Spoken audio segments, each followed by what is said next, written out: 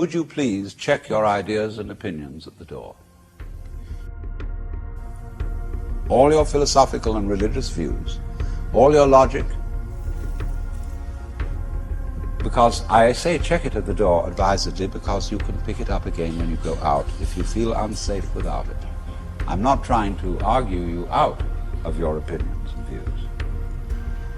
I'm merely suggesting that for the sake of an experiment, you temporarily suspend them. Hello and welcome to the Philosophical Minds podcast, an exploration of all things philosophical, alchemical, and esoteric, from the psycho-spiritual to the material-chemical nature of the all. Join me and my guests as we inquire into the liminality of mind and matter, and tend to the fertile soils of awareness and perception while facilitating an expanded consciousness from the individual to the collective.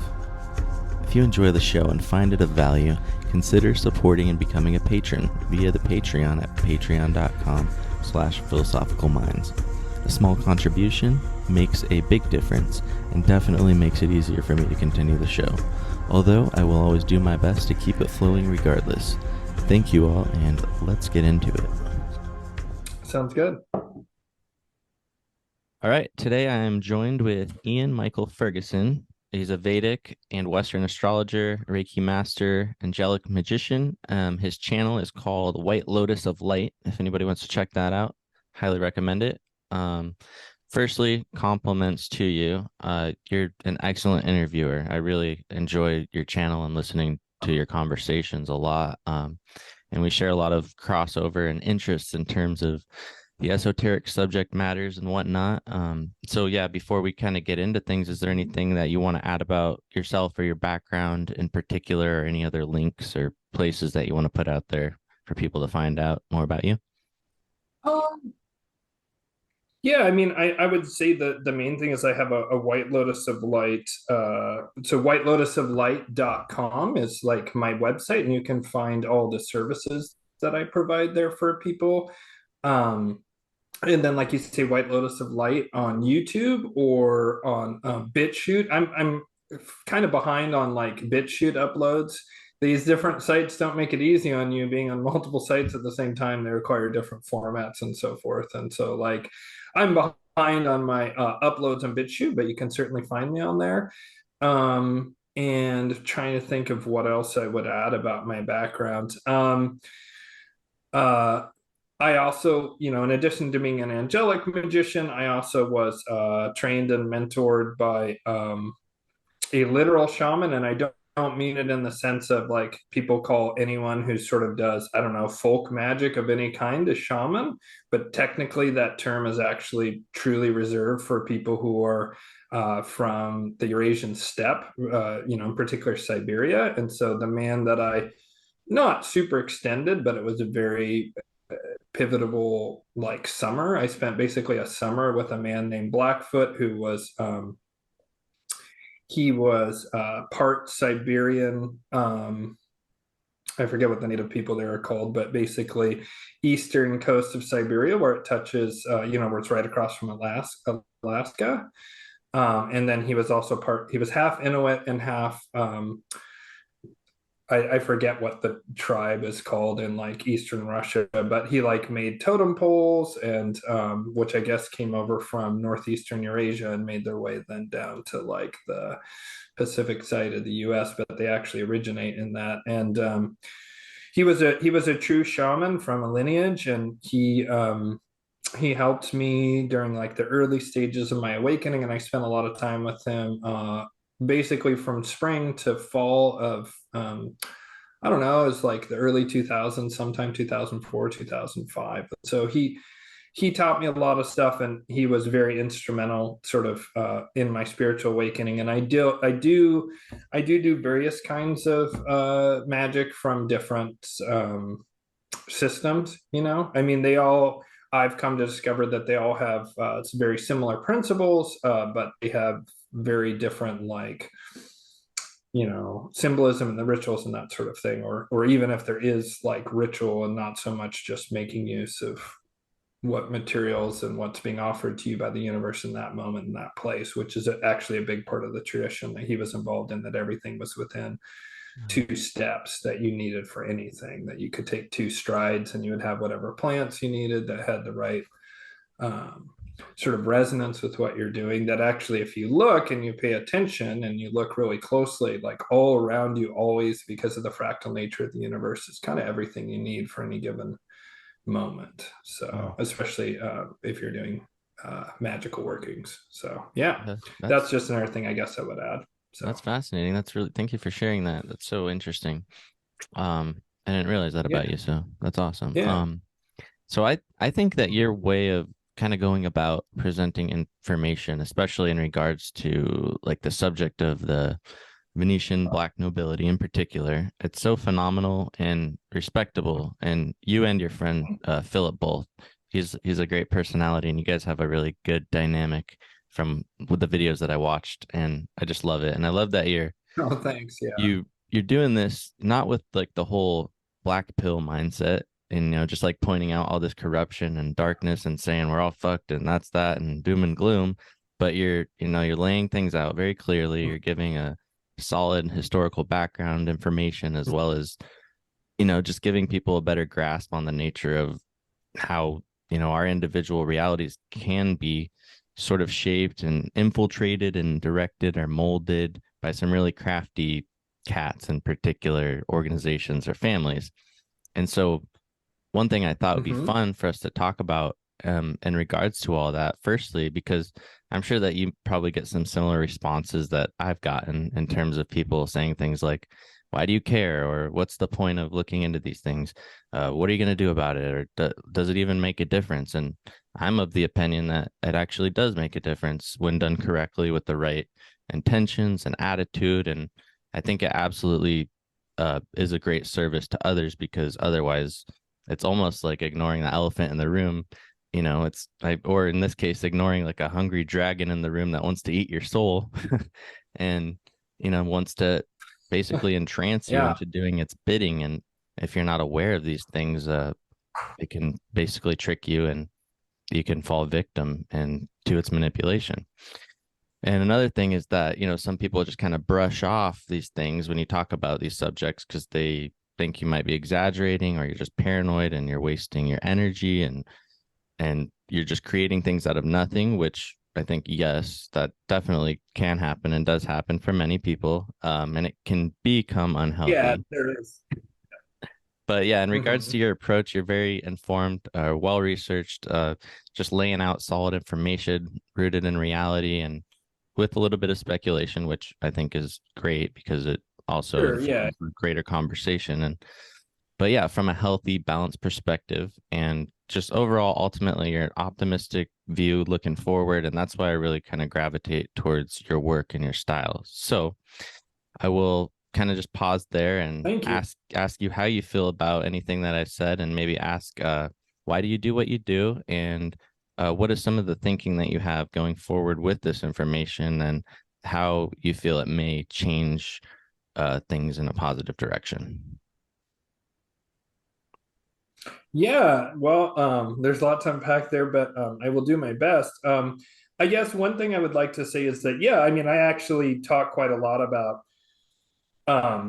not going down the road of the black pill. And probably your viewers are savvy and know this, but, maybe someone's going to come across this video on your site and won't have be steeped in the background that you and I are in. But there's this idea, and it kind of stems from the scene in the Matrix where Morpheus is talking to Neo, and he says, you can take the blue pill and you can go back to sleep and just go back to your corporate job and just make money and pay taxes and not pay any attention. And you have a future. Mr. Smith's like, that guy has a future, but the hacker side doesn't, right?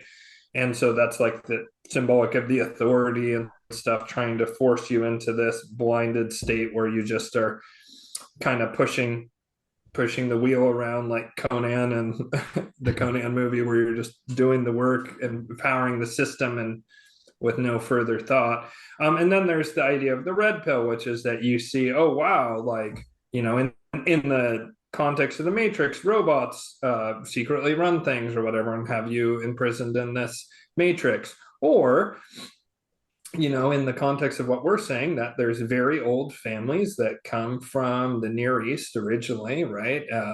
Going back to Babylon and Akkadian at least, and probably Sumeria.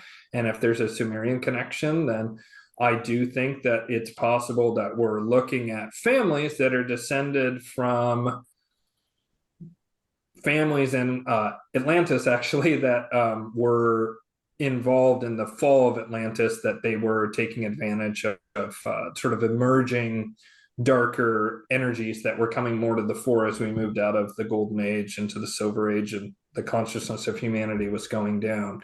But certainly back to Babylon and Akkadian, which is plenty far back now, because we're talking 5,000, 6,000 years, which just so happens to connect with when the Kali Yuga, when the descending Kali Yuga began. And I talk about that a lot, this Hindu conception of cycles of time, where there's a golden age and then descending silver age, descending bronze age, descending iron age, ascending bronze age, ascending silver age, ascending golden, and descending golden. And it just repeats, and it repeats based on the what's called the Great Year. People often talk about, this is the dawning of the age of Aquarius, that song from the 60s.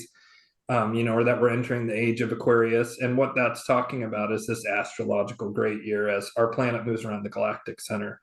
And so, you know, when we look at this fact, that, in my opinion, fact that these super old money families that are such old money, they're really ancient money, I think is the best way to describe them, and to where old money like the Rothschilds or Rockefellers, which are definitely old money in 2022, they're actually nouveau riche. They're not that wealthy, they're not that powerful, they're actually like not that sophisticated. They're learning, and they've been taken under the wing of these older families, and so they've learned certain organizational things, such as having familial wealth rather than individual wealth. They all join their wealth together, they form a corporation at the family level, the best members of the family for finance run it, and everyone sort of has stock in the family company.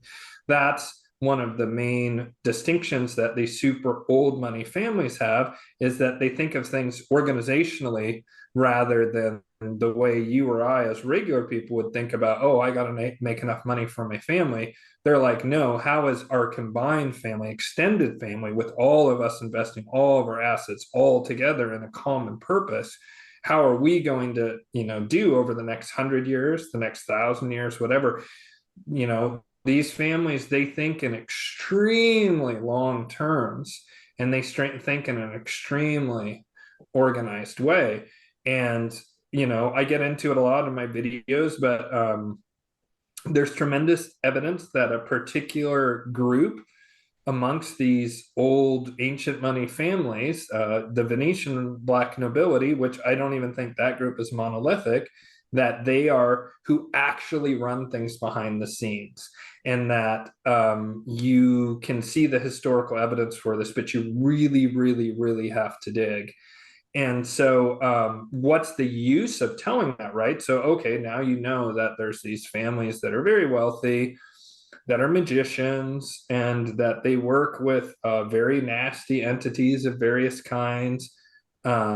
You know, that they're in many ways behind a lot of the social engineering stuff that we see in the world. Like, what good does that do you to know that? And I mean, I think that that's a very important question, because one of the problems with taking the red pill and seeing how the world really works is that the individual can be overwhelmed by the horror of what they discover of this system that's been in place for a very long time. It's evolved, but there's been a system of exploitation, an energy of exploitation, whether it's been run by these specific families or not. This sort of exploitive circumstances that humanity has been in for the past 6,000 years is very disheartening when you come face to face with it. And it's easy then to tip over into what's called black pilling, which is now not based on the Matrix. It's based on that same theory of a colored pill. A black pill, is the idea of that is that with this knowledge comes the certainty that you're doomed. how can some regular person watching the show, faced with families that are trillionaires, that are dark magicians and have control of a lot of the world's governments, et cetera, how could you possibly resist that? And so, gosh, I'm just going to kind of get titillated by the level of darkness and, oh my God, we're so screwed, and all this kind of attitude. There does seem to be some sort of psychological juice to it for people who are really into blackpilling. I think it's a little bit of that misery loves company thing. I think some people are just kind of dark people, and so they enjoy that feeling of hopelessness. I remember like one of the worst, most egregious cases I've ever seen of blackpilling was this incredibly intelligent woman in Australia, and she was super into horror movies, and she had found some actually very frightening revelation of the method stuff in horror movies that, since I don't watch that crap, I don't like the energy, I wasn't aware of, but just she was utterly insistent on that we were all doomed. And so I think that people who kind of get off on that kind of Saw series of you're trapped and people are going to get tortured, which maybe they're working through some past life thing, maybe they're working through abuse they suffered in this life, but that idea on other people. Then there's people who aren't maybe kind of as malevolent as that, and they've discovered all this stuff and they're scared, and they kind of are hoping that someone will come along and go, no, actually, we are going to be okay. But they're terrified and frightened, and they feel like, oh my God, I need to tell people because the walls are closing in. Like they're locking the chains on the below decks on the Titanic. Quick, I got to alert everyone. And that's a more reasonable mindset that I think the majority of people who have taken the black pill are kind of at.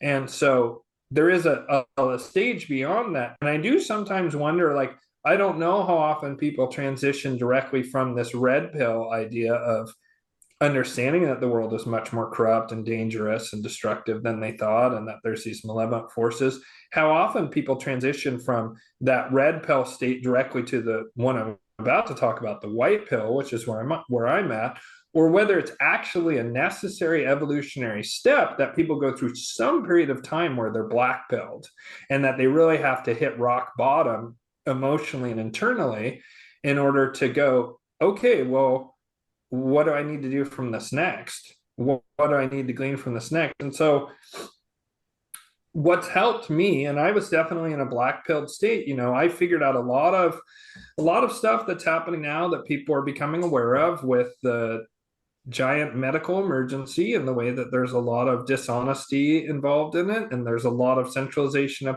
power and control and wealth stuff that's going along with it. I didn't know the exact specifics of how things have rolled out. There's some new technologies involved and so forth, but I was aware of things like depopulation related to injections, old injections, not the new one, which is by far the worst, but even the old kind. I was aware of the way that there was weakening of people's immune systems and sudden infant death syndrome, and that there would be at some point a big push for a global injection regime with the purpose of depopulation. I learned about that 20 years ago, and I knew it was real. And I knew that there was these elite groups that were involved in black magic and Epstein-style harm of children. I learned all that 20 years ago, and I will tell you, that was a very isolating place to be. One of the things about me is, I feel like a lot of these things are two-edged swords, but I have the gift or the ability of what's called claircognizance. Sometimes I know things and I know that they're true and I cannot prove them. I have no data to verify it. I have no anything. And one of the main ways that manifests is someone can tell me something, and even if it's disheartening to me, I can hear the truth of what they say, even whether it's on a personal level or on a macro level. And so I heard about a lot of this stuff about elites doing various things the way they're doing and so forth back in the late 90s and early 2000s, especially after September 11th. I learned about a lot of this stuff, and it was extremely alienating. And I was in a very black-pilled state because nobody would listen to me, which I'm sure some of your viewers are like, my family doesn't listen to me about the current medical emergency stuff, or my family still thinks 9/11 was just a bunch of random hijackers with box cutters somehow penetrating the greatest security system the world's ever seen and making sure air defense didn't do what it was supposed to do that day, and putting in demolition and charges into World Trade Center 7. And they just got real lucky. They just got real lucky. And boy, isn't it funny how that luck that they had all results towards greater centralization and control for wealthy and powerful people in the military industrial complex and stuff like that. And so when 9/11 happened, I super duper went into overdrive. But again, people were just not anywhere near where they are now. One of the things that gives me a lot of hope is I've had most of this information that's now starting to get into the more inner fringe instead of the extreme outer fringe to where it was the outermost fringe when I was learning this stuff. Nobody talked about or thought about this stuff in the early 2000s. Nobody. Like, I would meet someone once in a blue moon that would like have any kind of understanding of the stuff. And the thing that was so disheartening for me is I knew a lot of it was true, but I couldn't prove a lot of it. I could prove it enough to where it was enough proof to satisfy me because I already knew. And so it was sort of like that thing, which is bad research actually, to where you know something and then you find data that backs it up. But because of this knowing thing, I just knew that it was right. And now a lot of the stuff that I figured out 20 years ago, you'll commonly see it on Facebook. Someone will say it. Usually they'll say it breathlessly and freaking out and a little bit unsure and whatever, and maybe with that black pill energy. But, people will talk about it now. And so if you knew what I knew 20 years ago, you would have seen that it was 1 in 1,000 people understood it at all, had any slight inkling of a grasp. Maybe it was 1 in 1,000, maybe it was 1 in 10,000 or 1 in 100,000. It was extremely, exceedingly rare. And now it's like 20% of people are familiar with this material. 30% of people are familiar with this material. And the other thing is, people are figuring it out globally. Globally, people are putting the pieces together in Costa Rica, in Ecuador, in Namibia. Like I have a friend in Nigeria, friends in Uganda and elsewhere, and there's people who are figuring it out everywhere on earth. They're starting to put together the pieces and figure out all this stuff that you and I know and that our viewers know. And so awareness is surging. And so that's one of the things that has given me hope that things will be much better. But I also know that reality works in a cyclical way. Hang on just a second. If you look, everything is cyclical. There's day and night, there's winter, and then there's spring, and then there's summer, and then there's fall. And likewise, there are seasons to human consciousness that happen over great stretches of time, which the Hindus have called the yugas. And the yugas are this breakdown of human consciousness levels on our planet. They go through this period of time of extreme darkness, extreme duality, extreme materialism, that's just very dark, where humanity kind of has to collectively stare into the abyss and partake in all kinds of evil. And it's known as the Kali Yugas. And there's a descending Kali Yuga and an ascending Kali Yuga. And we're at the tail end of the ascending Kali Yuga. And I'd searched for years to find accurate dates for this kind of stuff. And weirdly, right before 2020, in 2019, I found that there was this Indian scholar, like as in from India, who he had figured out, and I always forget this man's name. He had figured out, in fact, let me look that up real quick, so that way I want to give this man props because I literally always forget his name. His name is Bibhu Dev Misra, and you can find it on Graham Hancock's website. And the article is The End of the Kali Yuga in 2025, Unraveling Mysteries of the Yuga Cycle. And he wrote this way back in January 2012. And so I have been searching since 2007-ish for the Yugas and when they began and when they end. And when I found this guy's work, I had that aha feeling. But the nice thing was this wasn't aha, evil lurks in the world and is bad. This was aha, something positive. And that's one of the things that's been happening more and more for me, is that my claircognizance is going off of things that are positive more, and it's working just the same way it worked for the negative stuff. And so when I found this guy's work, I was like, holy smokes, this is amazing. And he posits, and I believe he's correct, and he throws at every possible every possible conception of the yugas, and there are many. I will tell the viewers this is far from some kind of agreed upon thing.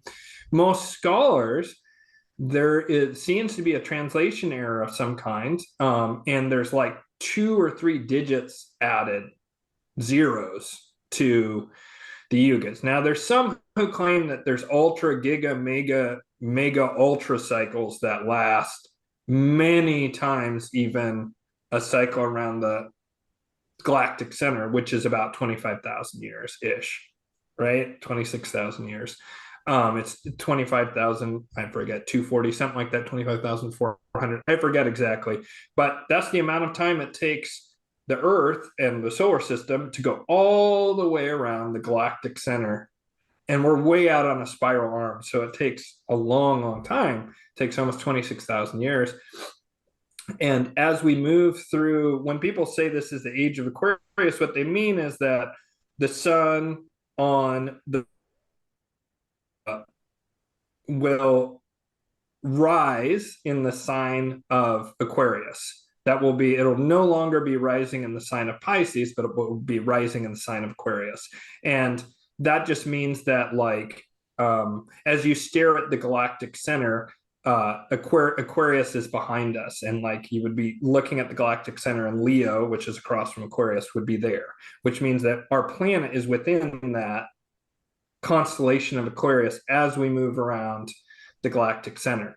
And with each of those different eras, different things come to the fore. And the Kali Yuga says that we go through a period of time of extreme materialism, extreme duality, extreme darkness. And the nadir for that, because there's 2 Kali Yugas, they go back to back, and they're each about 3,000 years. They're 2,700 years with a 300-year crossover. That the nadir would have been, interestingly, right almost exactly around the time of King Solomon. And what's a nadir? So 950 BC. Nadir is just the lowest point.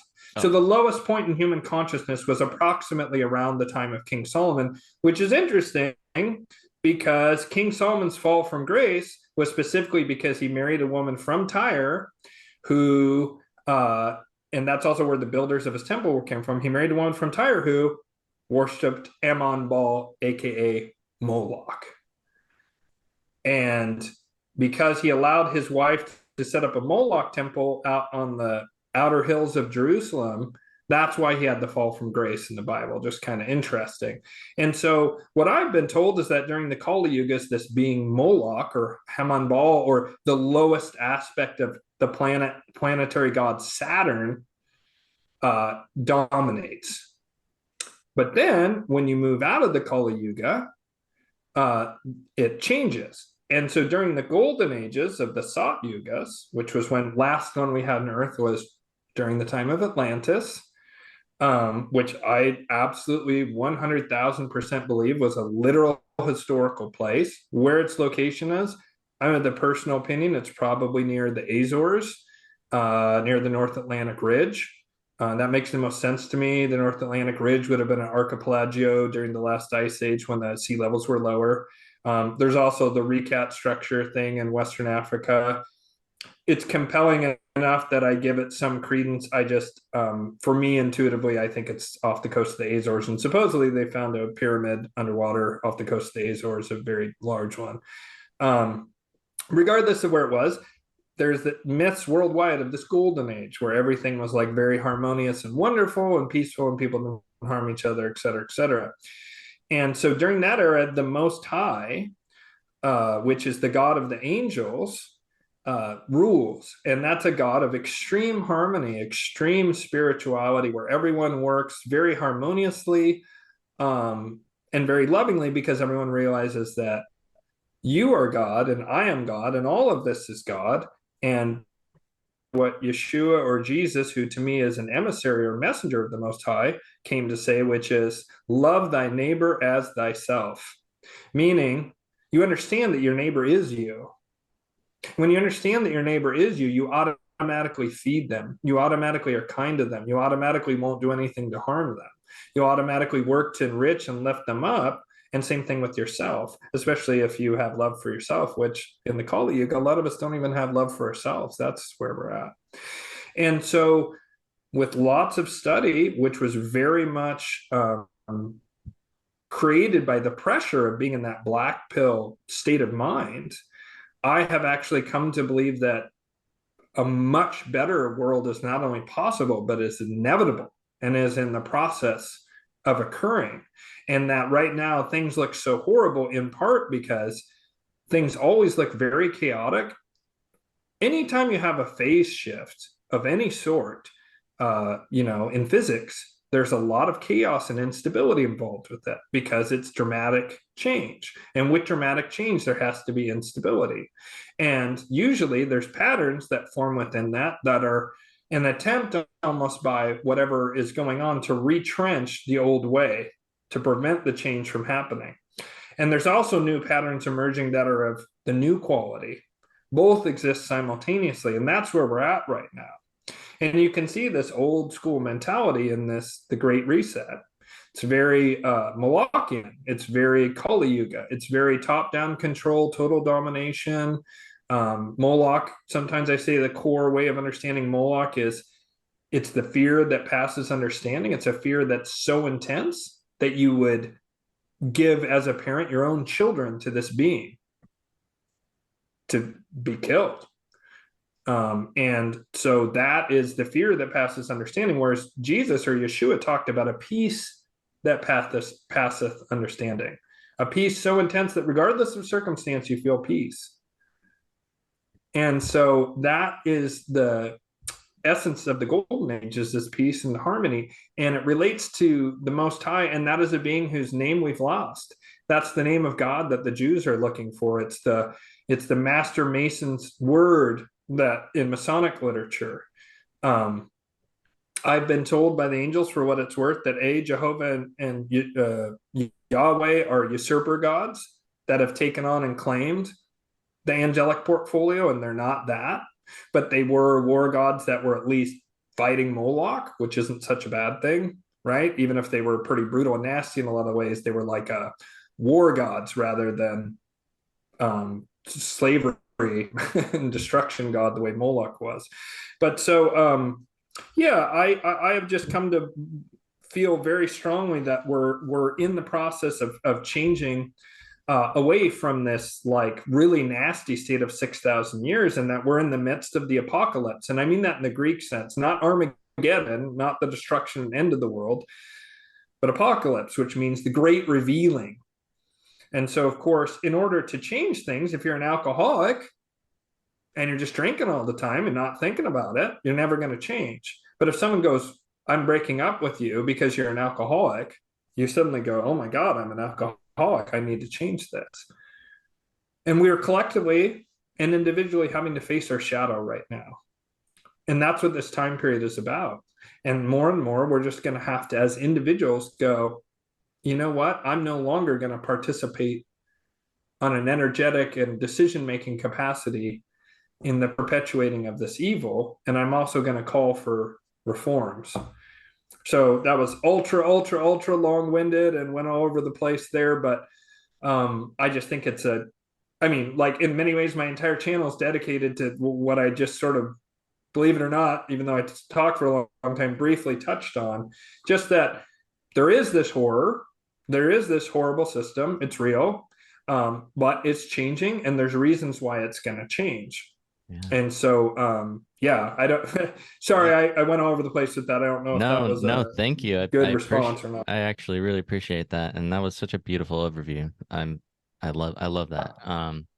Maybe we could kind of go into a little bit and give people a little bit more of a sense of the Black nobility, the Venetian Black nobility, and maybe you did touch on it a little bit, but kind of give listeners a little bit of a summary of what you've come to understand about the individuals and the institutions that kind of hold high places of power and the sort of hierarchy as you see it in terms of who's kind of leading and attempting to direct things to a large portion in regards to like global affairs, or at least operating with the intentions to do so for better or worse. Yeah, anything in regards to a little bit of like the history of maybe some of the more lesser known families or events or anything along those lines, I'd be curious to kind of touch on. Sure. So, I was never satisfied with a lot of things that I heard, partially because of that claircognizance thing. Like when I was a kid, I knew that my dad was wrong. My dad was incredibly smart and incredibly knowledgeable. And yet I knew he was wrong when he said things like, "Oh yeah, it was just Lee Harvey Oswald, meh, meh." Like there's nothing more to it. And he kind of mocked people who looked into it at all or thought anything about it. And just I listened to what my dad said, and then I listened to this thing that I was watching that was actually pretty pro mainstream narrative, with just a little bit of discussion of the critiques, and just even the little bit of discussions of critiques and then attempting to debunk them. It was like something on PBS or something back in the 80s. Like I was like, what the people who are asking questions are saying makes way more sense to me, just because I was really into ancient history when I was a kid. And ancient history, I'd read it and I'd be like, wow, the king's brother fucking poisoned the king, oh, pardon my language, poisoned the king and killed him, and like, did all this nonsense and took over, and then the king's son like fought back against him and had his friends go in and assassinate the uncle, and then he rose to power, but then he made some baron who was very wealthy angry, and then the baron got his brother and like his daughter to get married, and then they offed that guy, and it was just all like that for thousands of years. And then all of a sudden it changed, I noticed, in the 1400s and 1500s, and I couldn't figure out what happened in the 14 or 1500s to where suddenly all of a sudden rich people weren't up to evil, and they had been like literally right up to this point. It's poisoning each other, killing each other. Like if you go to the Vatican, there's a 10-year period where there's like 15 popes in 10 years for a lifetime appointment. Why? Because all those popes are getting killed, bro. There's mad assassinations going on. And so I couldn't understand like what happened. And so my dad was like, well, the Enlightenment happened, and then everyone became just much more refined and so forth. There's an element to truth to that. And that goes to that Luciferian impulse, which I'll touch on a little bit later, of like, which, people who don't understand the distinction between these different deities like Lucifer and Moloch and whatever, if you're coming from a Christian and binary dualistic Molochian, actually, if you're coming from a dualistic point of view that things are white or black, they're good or evil, then you're always going to get duped, and Moloch will always win. Always. Because Moloch will trick you into thinking that this other group is the evil ones, and next thing you know, you're the Spanish Inquisition torturing people to death in torture pits for good. Why does that always happen in history? Why does it happen again and again? Someone's like, we've got to stop this evil. And next thing you know, they're in power and they're executing people left, right, and center. It's because of this mentality of good and evil. It's just pure good and evil. And there's no any kind of subtlety or whatever.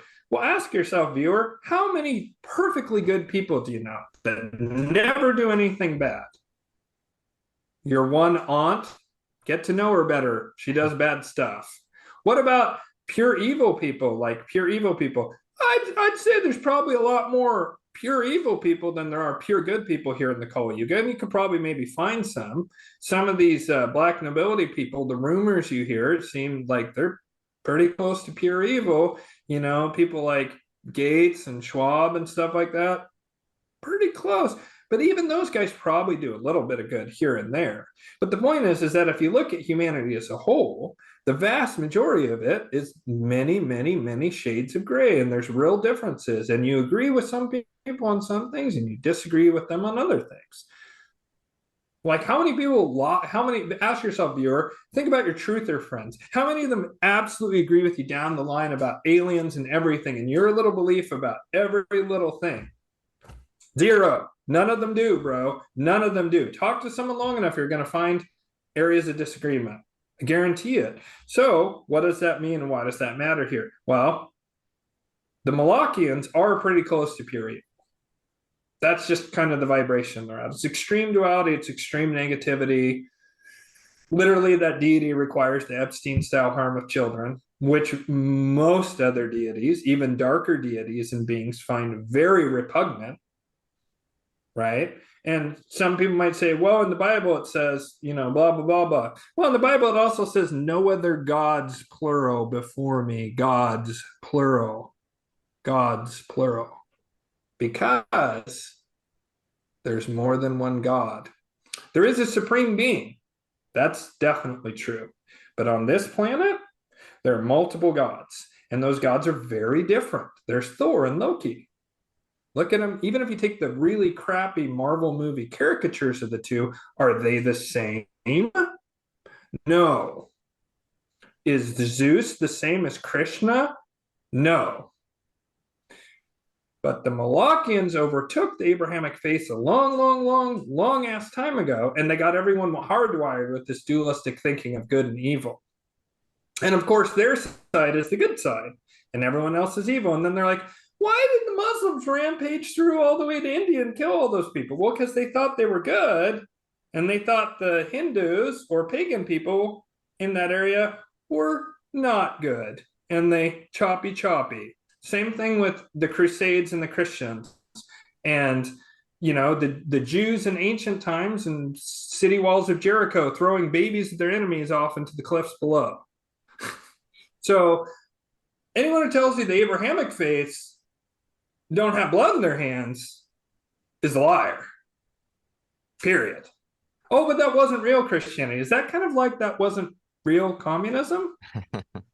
Are you feeling a lot of cognitive dissonance right now hearing these words I'm saying, viewer? It's because you're rooted in duality.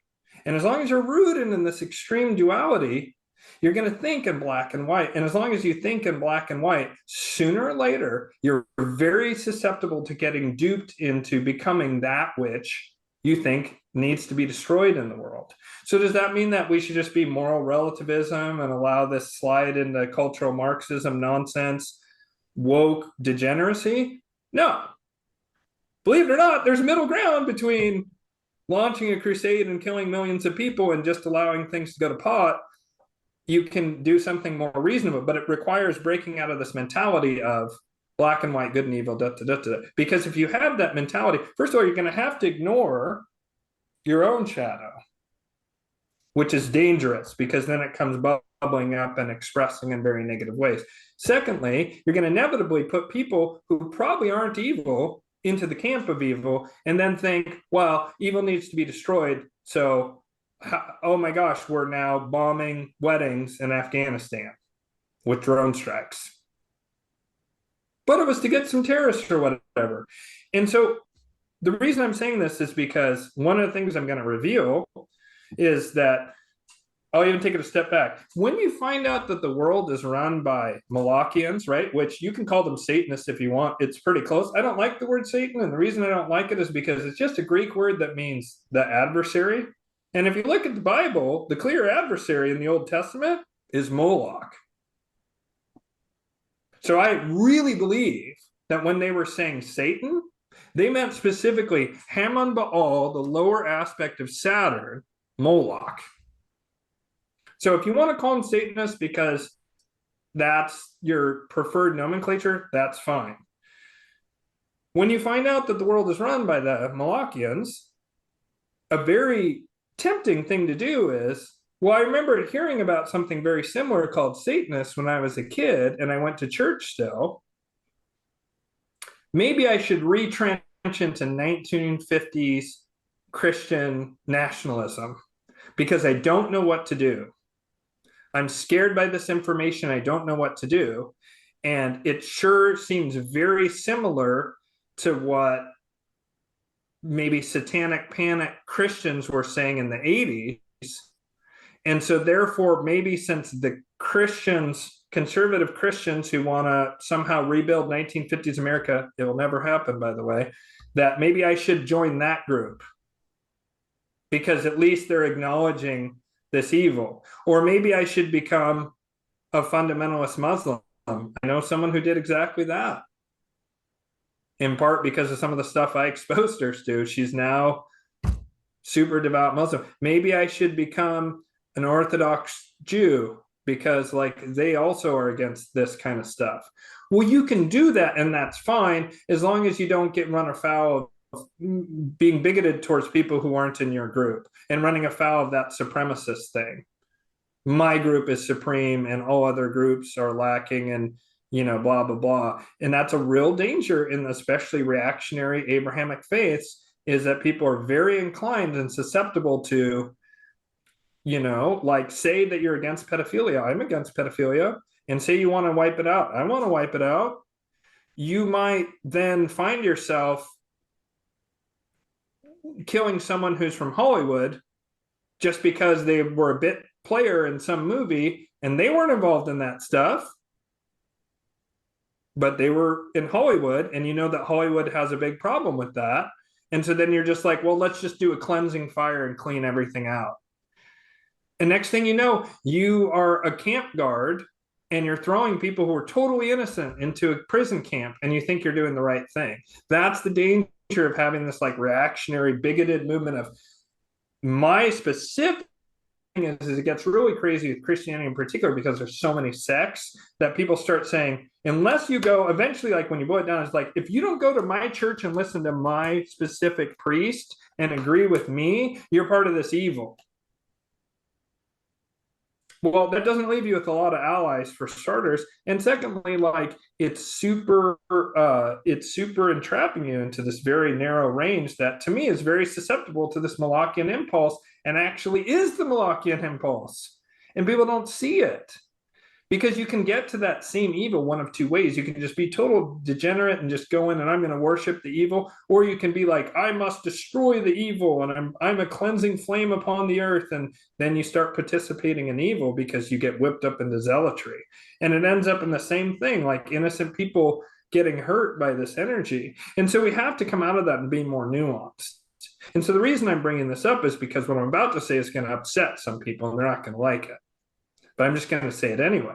During the Iron Age of Kali Yuga, Moloch rules the planet. That's what it's talking about in the Bible when it says like Satan rules the earth. What it meant to say, in my opinion, is during this era, Satan is the Lord of the earth. But then that ends, in part because of the second coming of Christ, right? Which to me isn't that Jesus comes down on a Harley Davidson motorcycle and just kills all the bad guys, although maybe that'll happen, but more like the Christ consciousness reemerges in humanity as we start moving in that direction. So during the Kali Yugas, Moloch rules. During the Golden Age, the Most High, the Lord of the Angels, who I believe Yeshua is talking about, right? That God rules.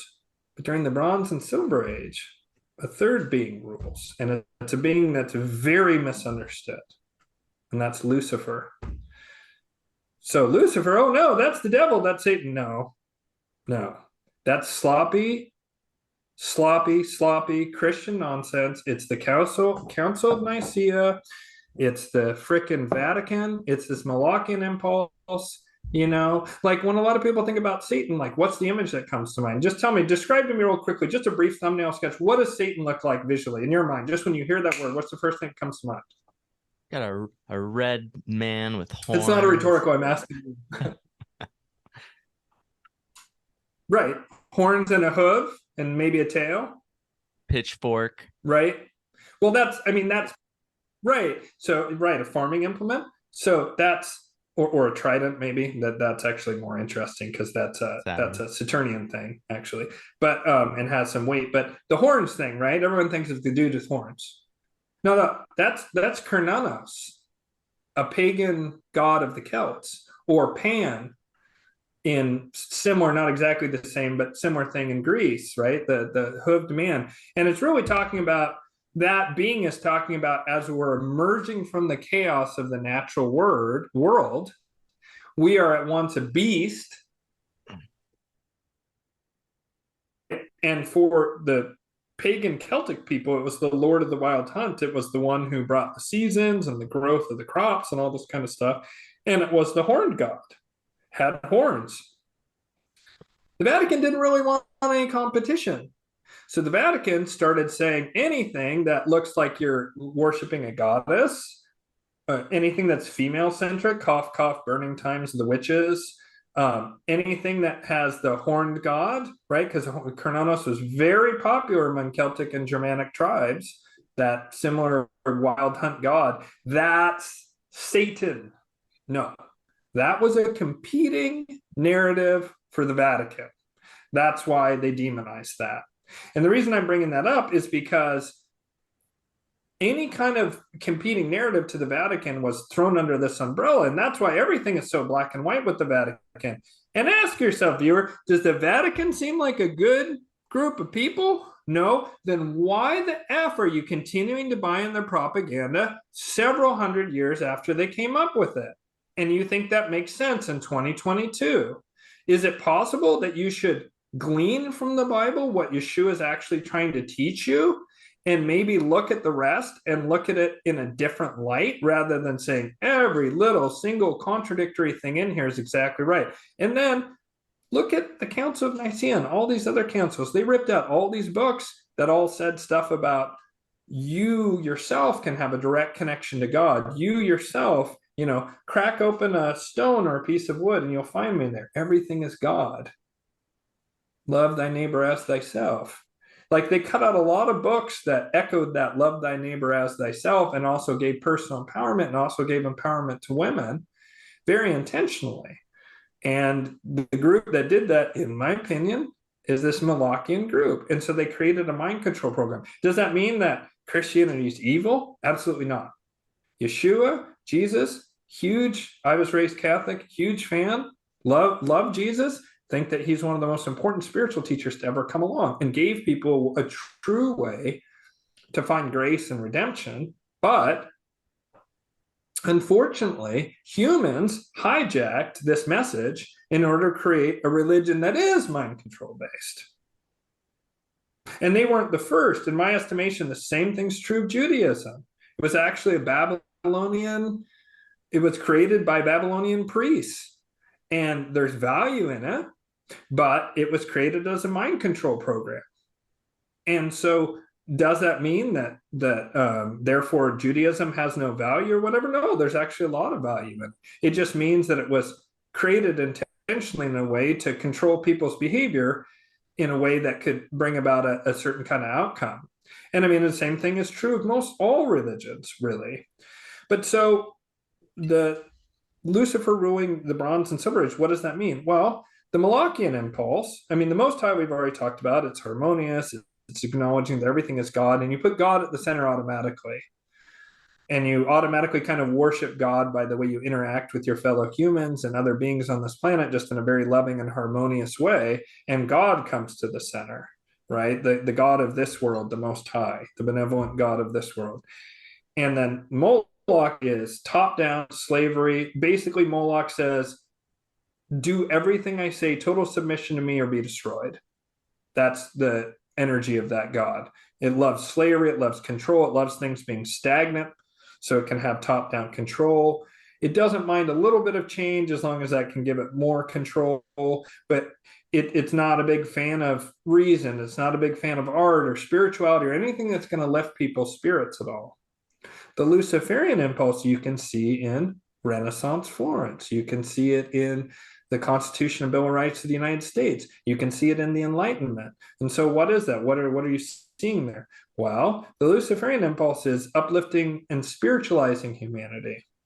It's improving the material condition of humanity. It's freedom of speech. It's liberty. It's free will. It's meritocracy. It's kind of libertarianism to some degree. It's this belief that if we fully explore and perfect human nature, right, or the human being, if we become a perfected human being, then we can conquer the stars, we can conquer everything. And what that does is it puts the human ego and Lucifer at the center in the place of worship. So it's a false light, but they're against the Epstein style harm of children. They believe in movement between classes instead of it being stuck on with like nepotism and like a rigid system to where there's no movement up and down. It believes in meritocracy. So if you work really hard, you'll be rewarded for that. But it has a ruthlessness to it that also shouldn't be discounted. Like I'll sometimes say, if you can imagine like a chain link with 3 rings, then on the bottom ring of the Moloch, you would see at the bottom of it, you'd see like slavery, Epstein style harm of children, dead materialism. And then on the top of that circle, you'd see ruthlessness, do what it takes to win, right? Trying to think of what else you would do. Top down control. And then the Venn diagram of that with the next ring of the Luciferians they would say that ruthlessness, having some amount of top down control, doing what it takes. But then up above, it would say spiritualizing. It would say advancement of science, advancement of arts, improving the material well-being of humanity, liberty, freedom of speech, freedom of worship. Like basically, if you look at the Bill of Rights, it's kind of like the Luciferian ethos in a nutshell, all that stuff, right? But then if you see the Most High, it would have that spirituality and those positive things, but it would cut out the ruthlessness and the top-down control and the like a power structure, and it would get rid of that. And it would be like harmonious and like no hierarchy and all this kind of stuff. And that's what we're eventually going to move towards as we go into the golden age. But I mean, I was talking to my friend the other day when I was explaining this to him, and he's like me, like I'm in my vibration, my alignment is with the Most High, with the God of the angels, with what Yeshua taught and what many other great spiritual teachers have taught. But I recognize that based on natural law says we move in cycles. And right now we're in winter, and we're in winter that's going to go into spring. And that means that right now Moloch rules, it's almost done.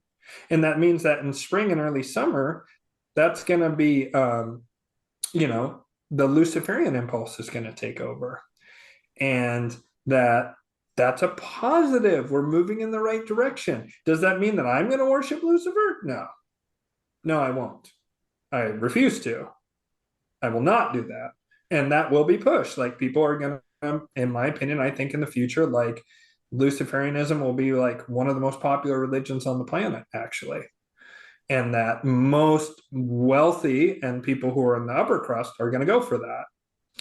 But it's going to allow for this much greater amount of freedom, much greater amount of individual expression, much greater advancement of the material condition of mankind. But there'll still be things like, even though overall a rising tide will lift all boats, there's still going to probably be like some degree of poverty. There's still going to be like, conflict between people. There's still going to be control systems in place. There's still going to be some sort of power structure in place, but it will be vastly lighter touch than this Malachian thing. And so, I was responding to a question somewhere in there about the Venetian black nobility. Okay, so I started at the super ultra macro spiritual dimension, but what I would say is that at a more pragmatic direction, if you look during a pivotal time of the medieval times, the bankers of the Rialto, the Venetian banks, took over. And one of the things I realized was a long time ago was that things aren't as simple as like the president is the end of the line. Like almost everybody knows that the president isn't really who makes decisions, especially right now. I think that should be pretty obvious. Yeah. Even people who like the current president are probably saying, gosh, I really hope it's some DNC people behind the scenes making the decisions and not him, because yikes, you know? And so, like, come on, let's be adults. We all know the president is where it stops. And so one of the things I discovered was it seemed like it was the bankers ran things. And so when you start looking into banking and the origins of banking and international banking, it's real easy to get duped by, something I talk about a lot is a lot of people fall into what I call the anti-Semitism trap. And I believe there's actually a psychological magical trap, something called an egregore, actually, that takes over people's individual thinking and makes them group thinking. An egregore, real quick, is just, it's like when you go to a sporting event and everyone's cheering for, I don't know, the Raiders because you're at a Raiders home game in Oakland. Like, people get swept up in the emotion of it, and people might get find themselves doing something they wouldn't normally do, or like in a mob or at a concert or whatever. It's, you have that feeling sweeping of like you've become a smaller part of something much bigger and you've lost some of your own free will. I mean, this happens at the madness of crowds and things like that. So that's a super thumbnail sketch. I have a whole video on egregores, but an egregore is essentially like a, I was gonna say, people should definitely check out your interview with Mark Stavish on that one too, because you guys went pretty deep, and it was just a really great conversation about egregores in general. So might divert people to that. Yeah. Oh, thank you so much. Yeah, and so I believe there's an egregore around anti-Semitism that causes people to either be super scared of mentioning if, say, the Rothschilds are doing something bad.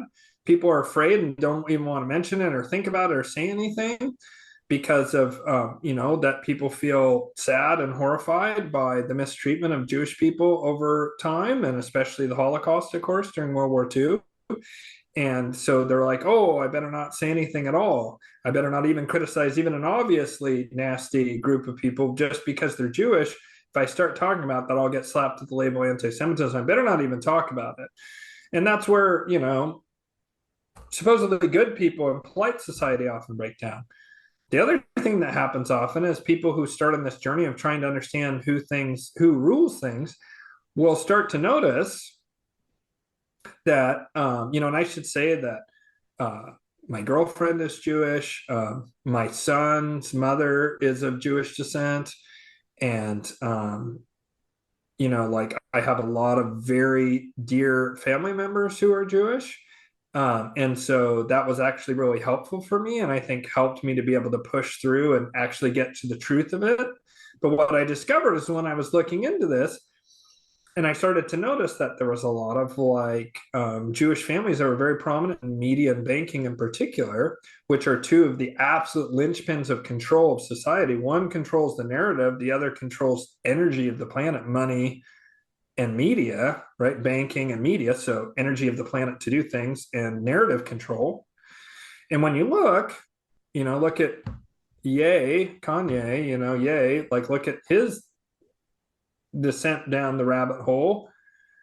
He went red pilled to maybe black pilled in a direction of it's hard to tell if he's trolling or whatever. I think probably some of that's going on. But he noticed, there's a video of him where he pulls up a thing of, this shows you all the producers and executive producers and people in all these different media groups, and the red ones are Jewish. And the whole screen's red. And it's 150 major executives at media firms.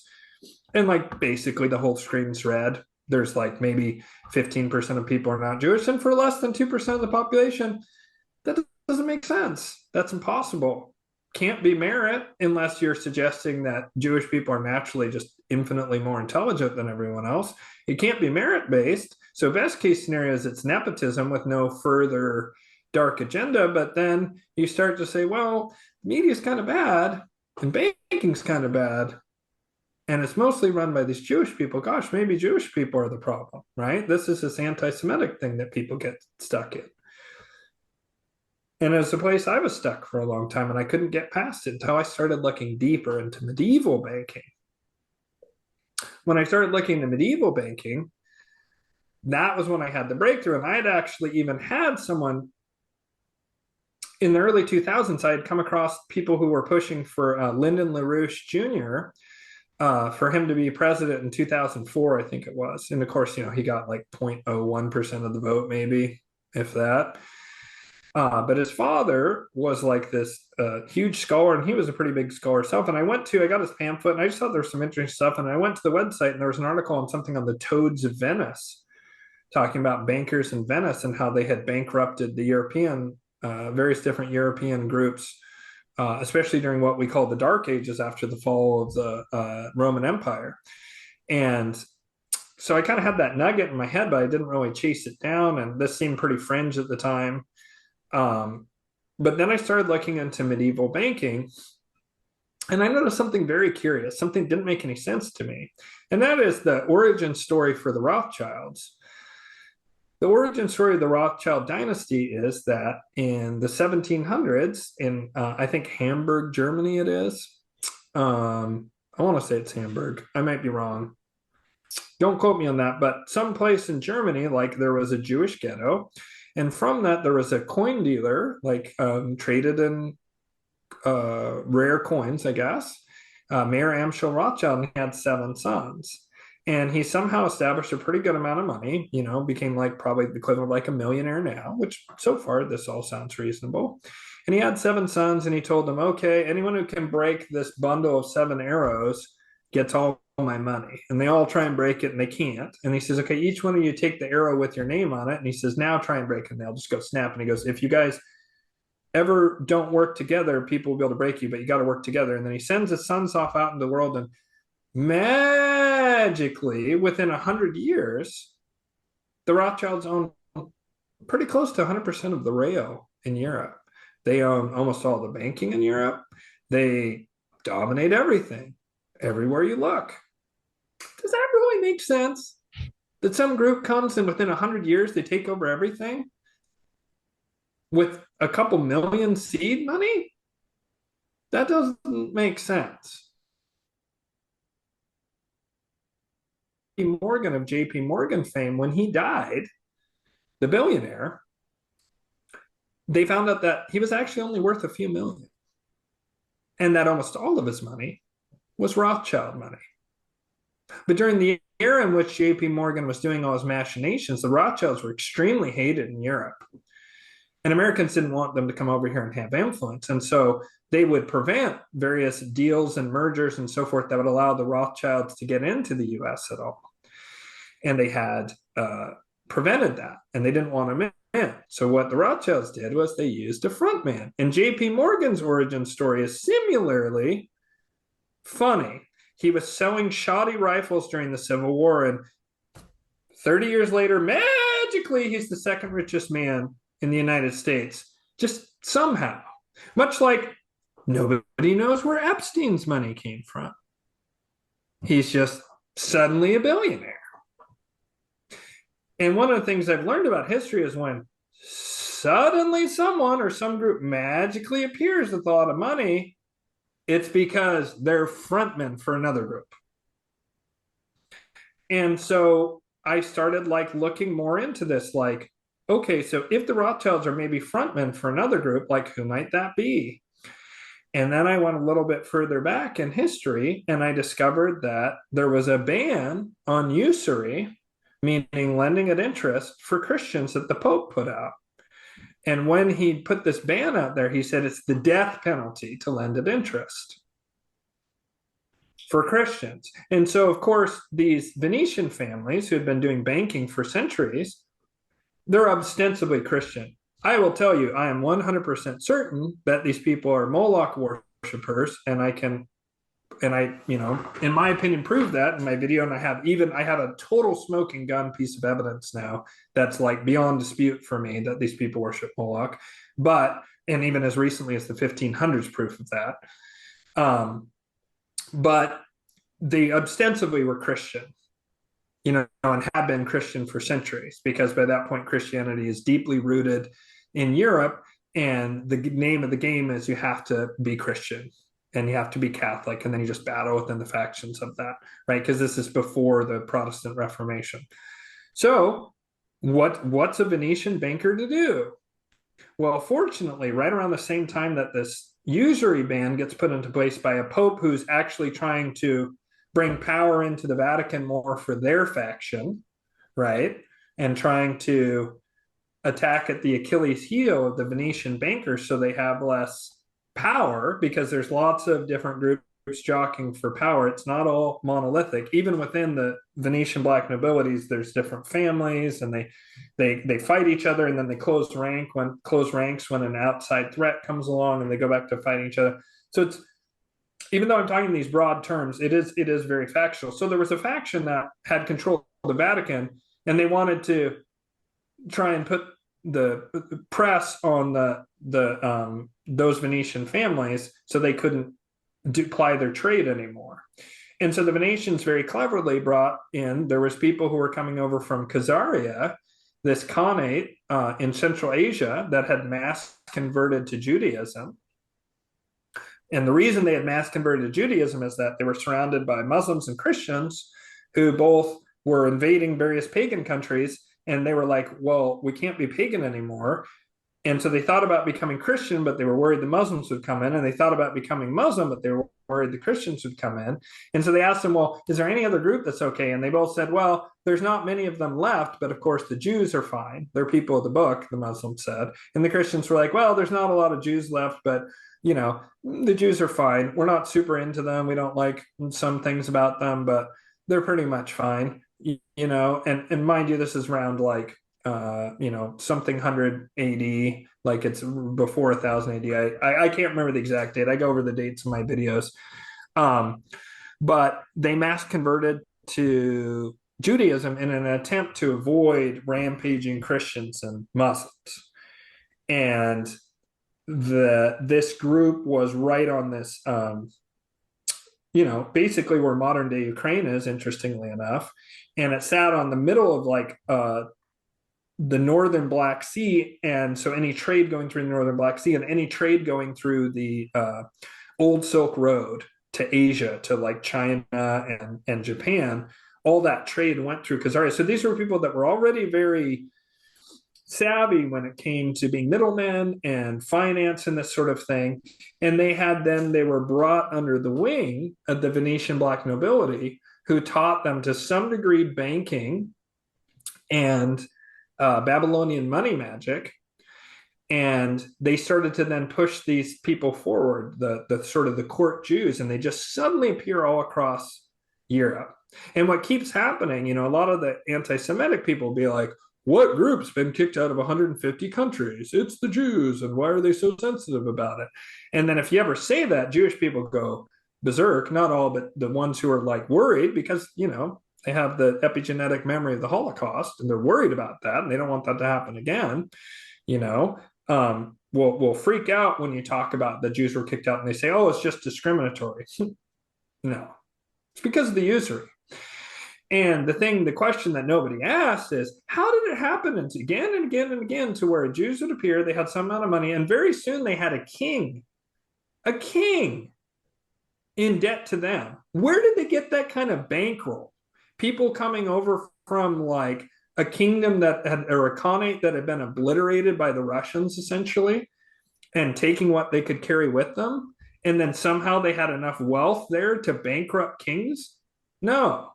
There was another group that we already know was bankrupting kings for hundreds of years before. They were bankrupting kings before Khazaria was even a khanate.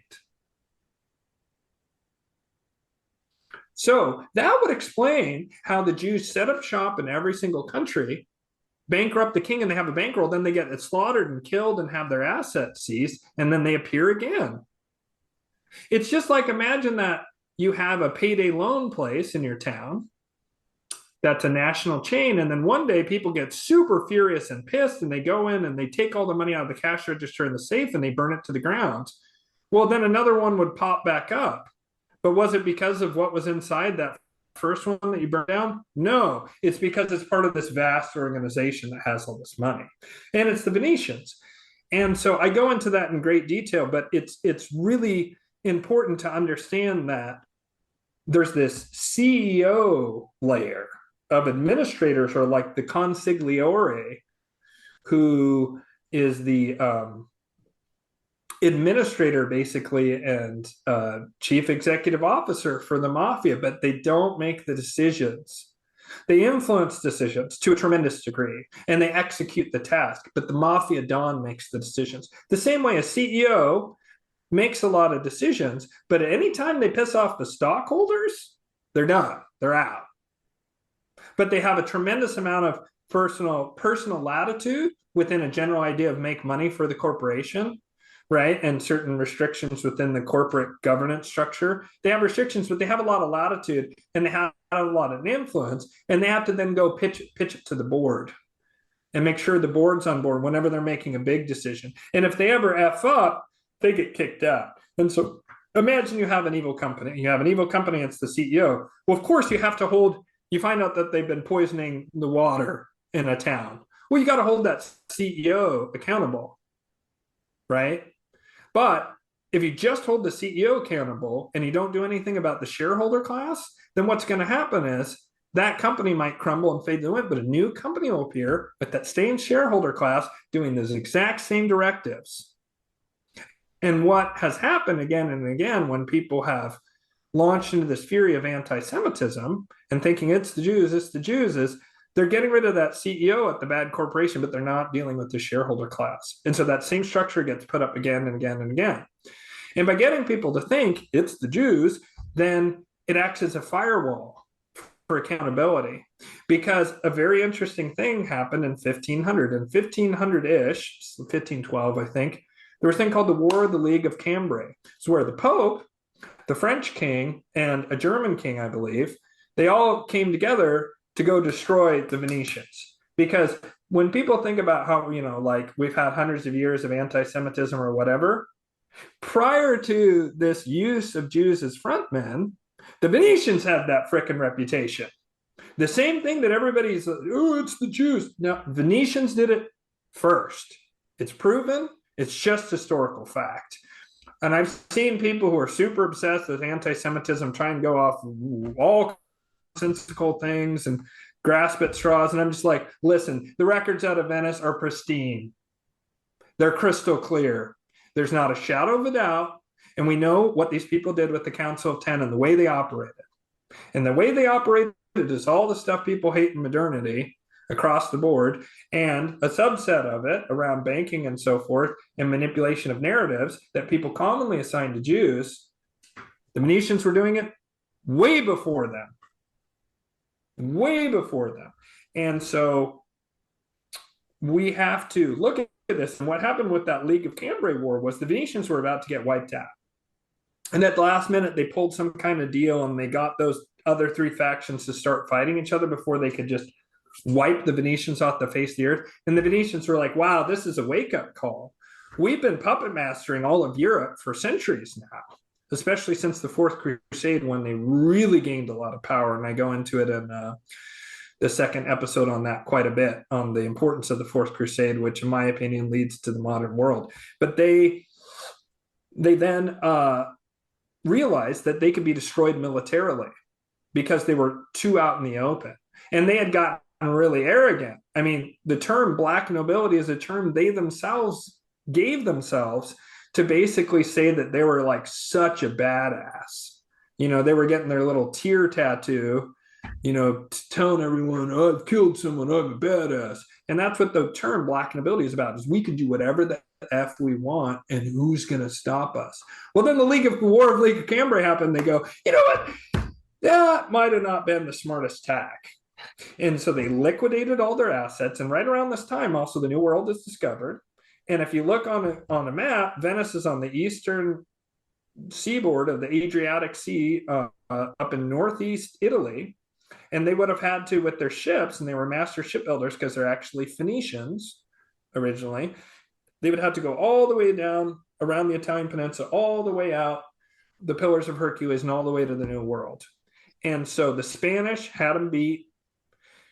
Even the other side, some of their rivals on Western Genoa, in particular, Western Italy, right, which that's where Columbus was bankrolled by, like they all had a huge multi-day or weeks advantage or months advantage in the case of the Spanish of being able to get to the New World first. And the New World was now of critical importance. So they liquidated all their assets and they moved their money, some to Germany, and then a lot up to Amsterdam and London. And really, the British Empire springs into existence at exactly this period of time. And the black nobility go, whew, gone. No more discussion of them historically right around this time, which also coincides with the creation of the printing press. And the reason why history before 1500, which I was talking about earlier, never finished to wrap that point off. The reason history before 1500 is so clear is because it's written for the prince. You know, Machiavelli's the Prince. Like, he wrote that book in order to inform various Italian princes of the rules of the game of how to fight in an extremely nasty world where you better have someone to eat your food to make sure you don't get poisoned by someone. You know, that level of paranoia that they had back then, and justifiable, I might add. When the printing press came along, it caused immediate destabilization in Europe. And so the oligarchs basically got together, various different oligarchs. They might have disagreed about a lot of things, but they kind of agreed that they needed to stop being so honest in their histories and start having histories that say, sure, the king over the hill is bad, but not our king. He's a good guy. Oh, maybe he has a few mistakes here and there. His taxes are kind of high, but he's really good. And my God, if that king over the hill won, you know, things would get really bad. So we better support King Biden or whatever, right? And so they started like changing how history looked, and it was no longer so honest. And so all this stuff happens right around that same time of the 1500s.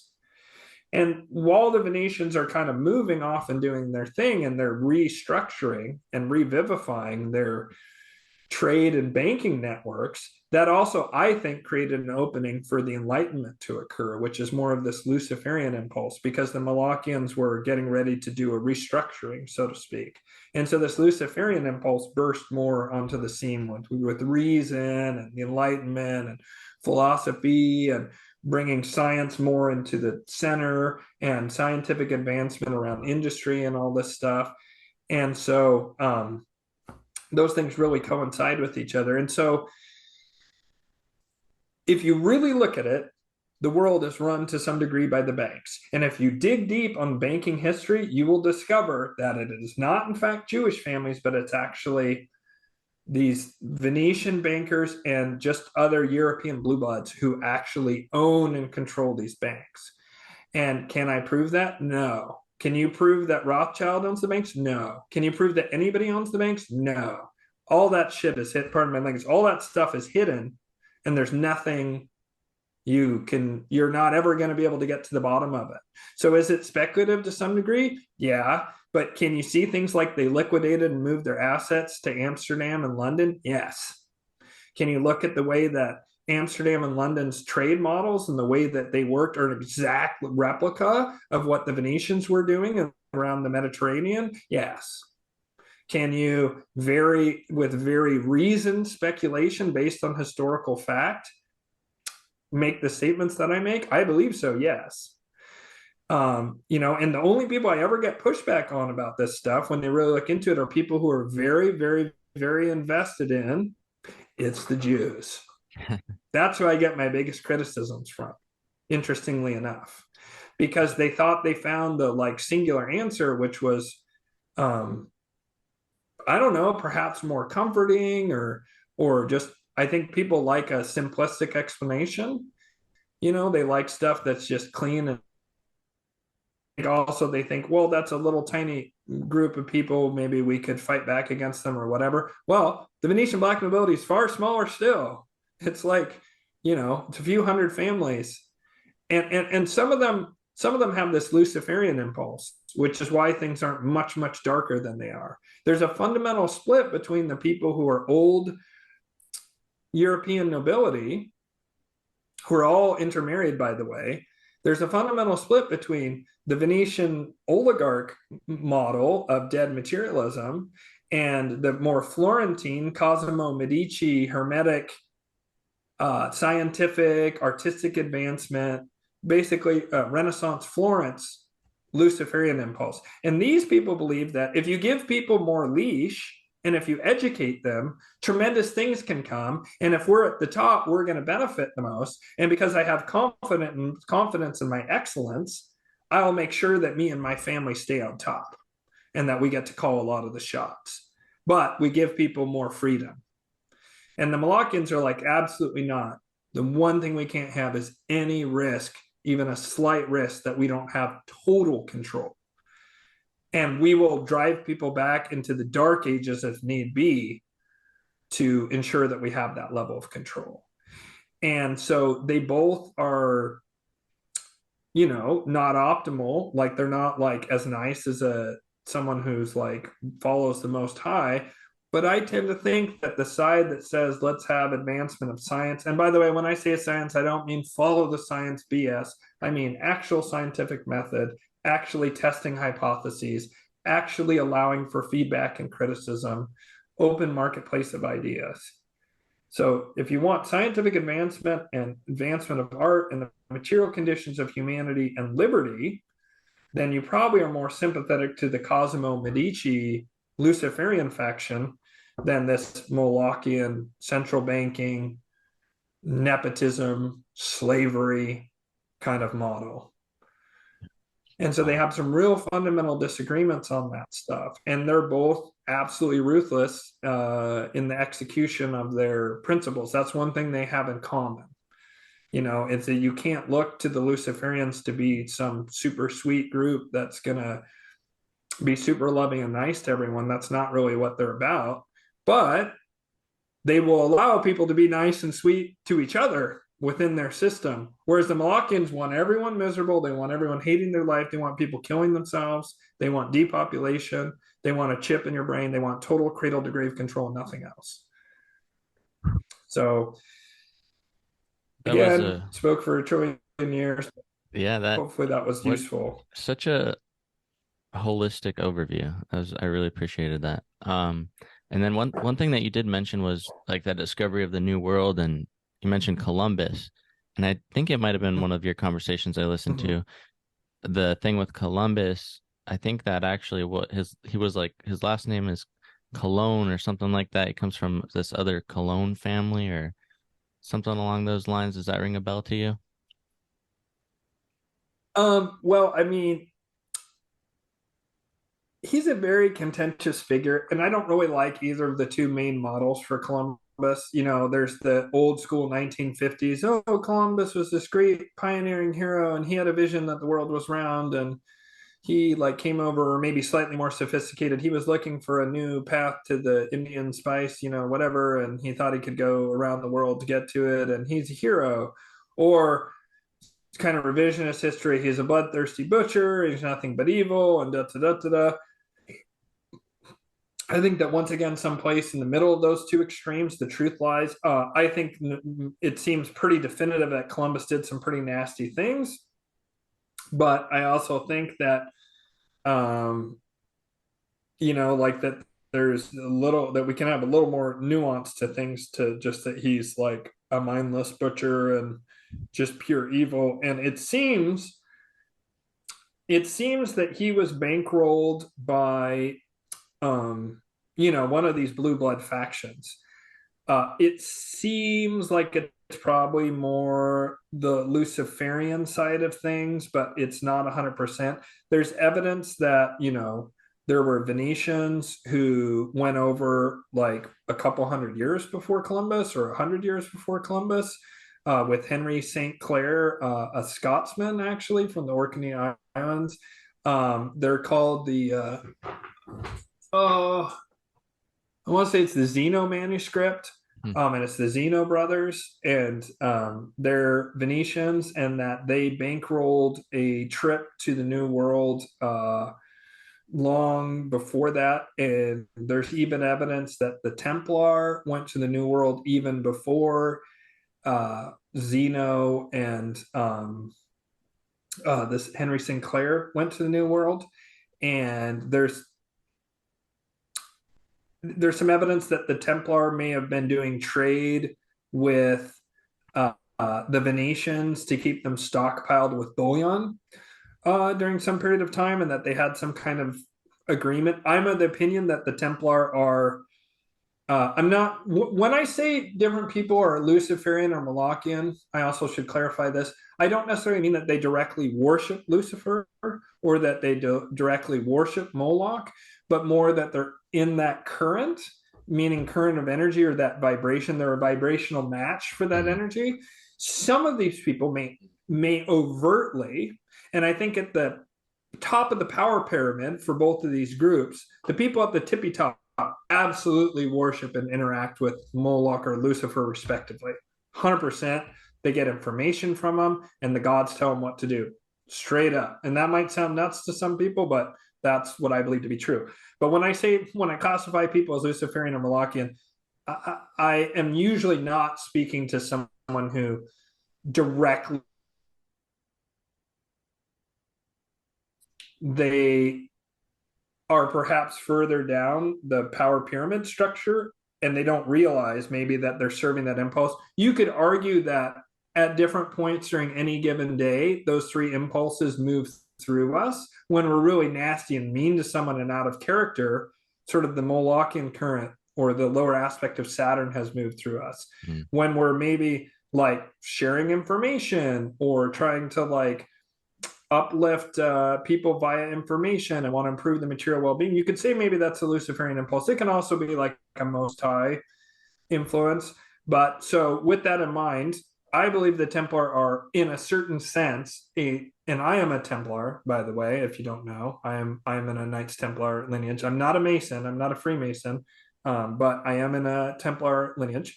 And it's something I've only been in for a few years now. In my opinion, the Templar are sort of like a mix between some amount of that Most High energy, but there's also that, I would say in many ways, they're kind of Luciferian in the sense of they want to improve the material well-being of humanity, they want to spiritualize humanity, and they want to, just sort of push forward like things like the Renaissance, that general kind of energy.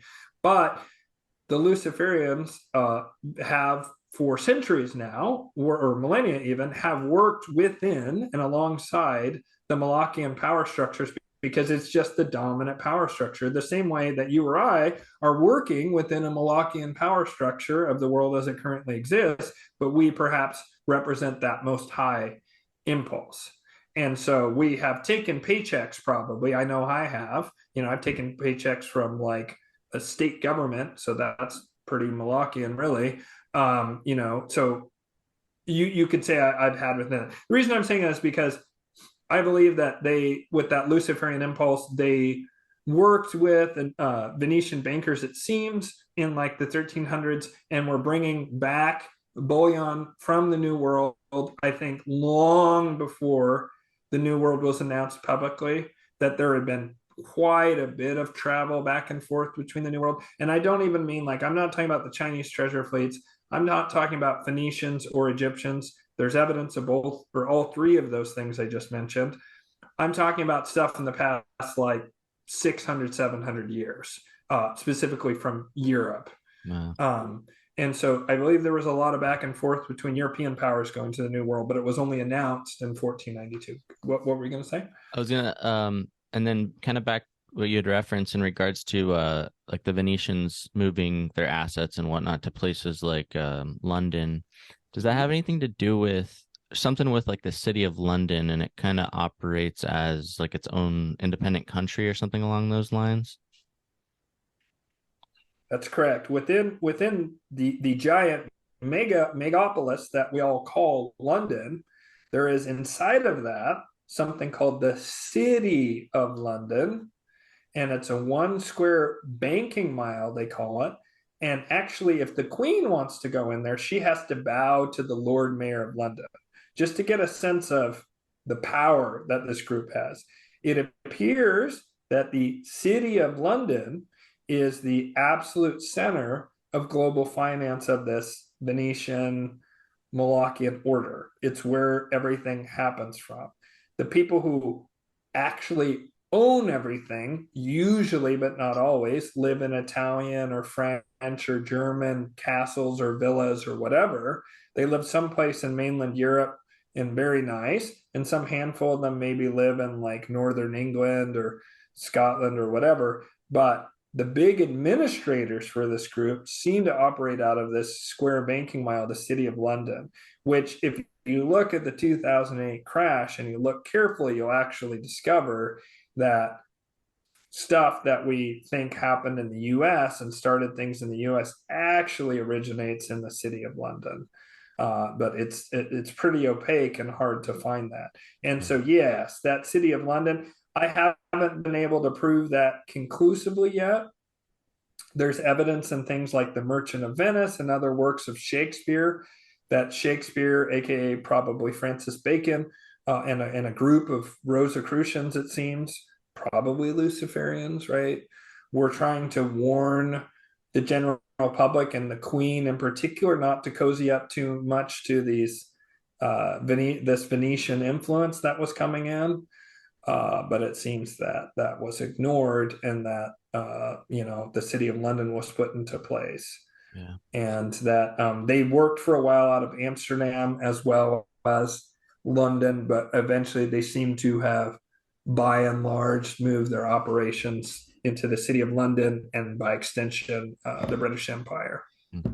And then with things like the East India Company and stuff. Okay. And then there's a term that you had mentioned a couple times. You said blue bloods. And what does that mean when you say blue bloods? Mm-hmm. What's that refer to? I'm not 100%, but it seems that there's deeper esoteric meanings with like the blue and red pillar, but it seems like the term blue blood comes from people like the Habsburgs, who actually I think are more one of these Luciferian bloodlines as opposed to Malachian bloodlines. Like, I actually have a slight bit of a soft spot for the Habsburgs. They seem a little bit better than a lot of these groups, which isn't to say they didn't do bad stuff. They were monarchs, right? But they got so inbred that their skin was very pale and almost translucent, and so you could see their blue veins. And that you couldn't see it with a regular guy who was out working in a field, because even in Europe, if you work out in the field during the summer, you're going to get some color to your skin. So these were people who were inbred and very pale, and then were indoors all the time, and then you could eventually see the blue veins. And that is my understanding where the term blue blood comes from. When I use that term, what I simply mean is these dynastic, oligarchical families that very often are literal nobility. They're barons, or they're counts or dukes or whatever, right? Kings, princes, very common.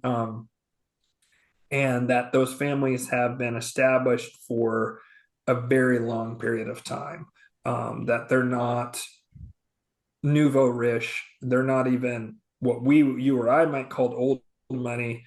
They're ancient money that's dynastic in nature and goes back to these, very often royal families of various kinds. All right, back after a brief little break there.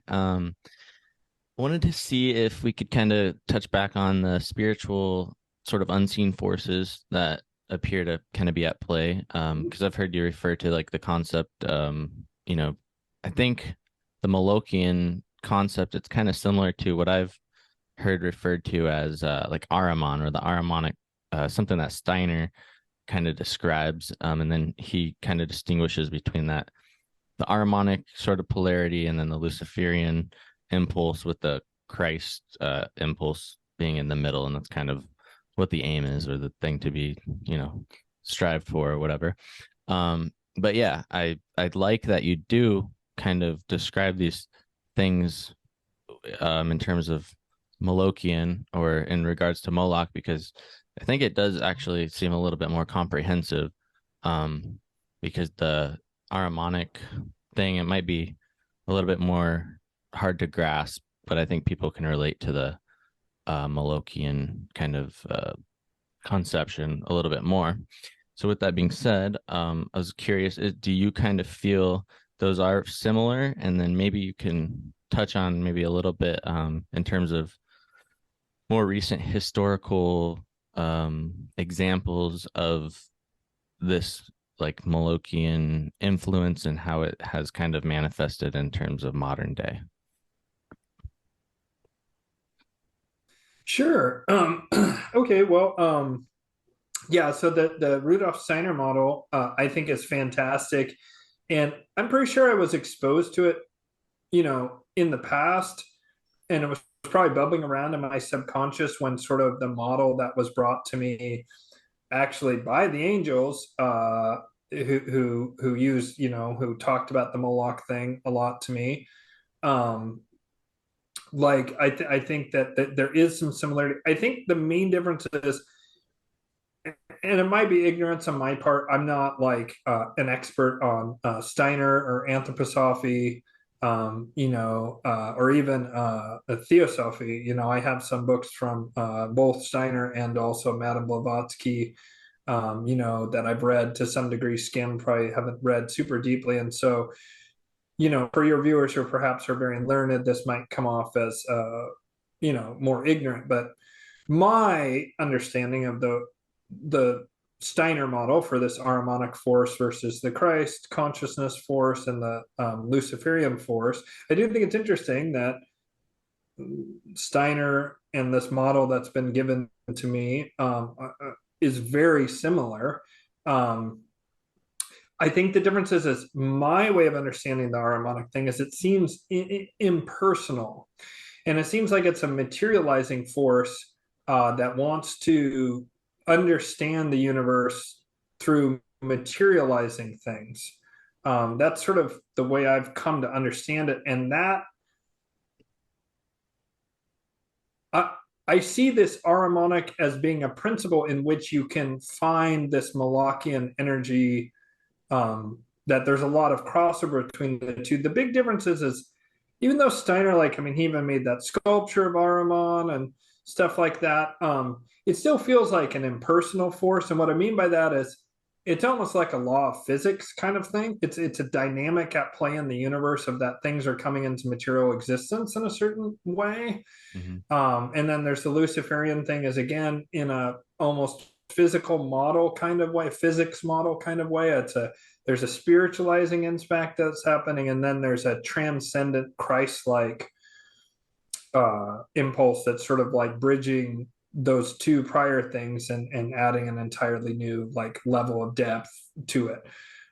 Whereas when I talk about the Malachian and Luciferian forces, I'm talking about a much more, I guess, in a way, anthropomorphized version of that concept, which is to say, the way I understand and experience these forces, having talked with the angels a lot about it, and even other deities like Thoth, and certain other deities that I'm able to channel. I try not to do it too much because it's risky and it is also draining and so forth. But the flip side is that I've gotten some, and I've taken precautions and worked with the angels, and I mean, I'm careful with it, and it's not something I advise. Caution, especially with actually extraterrestrials. I think are much more dangerous to interact with than even demons, because they have even less skin in the game or interest in the human condition in Earth. Like, they have their own agenda that's completely alien, whereas even most of the demonic forces have some kind of interest in keeping humanity going from a self-interested perspective. Some of these aliens don't care and would just as soon wipe us out. So I would just urge caution with anyone who's able to channel. Just as a general rule, I would say for most people to avoid it. That said, I have like gained a tremendous amount of really powerful information from doing exactly that. And one of them was this concept of this Malachian versus Most High versus Luciferian. And the big difference seems to be that there's much more of a almost a personality or a individuation of the Malachian force, as in that it's self-interested and self-aware, whereas the Ahrimanic sometimes sounds almost like a dull, unaware force of the universe that just is moving in a certain direction with the momentum. The Malachian impulse, the way I understand it, is very much has a sense of self and has a self-interest and a self-reflective capacity, and it does have a personality akin to a human personality in a certain way. And it has just a sense of agency that feels very different to me from the way that the Steiner conception sounds much more like a broad overview of countervailing forces in the universe. I would say these are more akin to personalities, not human personalities, but that they have individuation, self-reflective capacity, and agency. Okay. And because of that, the Malachians very much want to create a certain series of circumstances on Earth that are very, well, very dark and horrible and very dead materialist. Like the Malachians want a very small core group of worshippers and a great group of cattle who are human cattle who are very not self-aware and very weak and very sick and very divided and very dead materialists and don't believe in any spirituality. Because then that allows the Malachians who are aware of these spiritual dimensions to have magic that works, that's very powerful, that they have a monopoly on. And that's why they push that model. And it's because of the control is at the absolute center of their worldview is control for Moloch. And so again, this Luciferian impulse is not just an impulse. It's not just like a, like the speed of light or gravity or something like that. And, I realize at this point we live in a day and age where even gravity is questioned and speed of light and stuff like that. And it's all hoax and blah, blah. And I actually think there's some merit to that. Einstein in particular is bad science. And we moved away from experimental models towards theoretical mathematical. So I even think there's some merit to some of those things. But I also think, people are literally believe that birds aren't real at this point, like we have to have some kind of grounding and some kind of discernment, people, for the love of God. So I do believe that there is a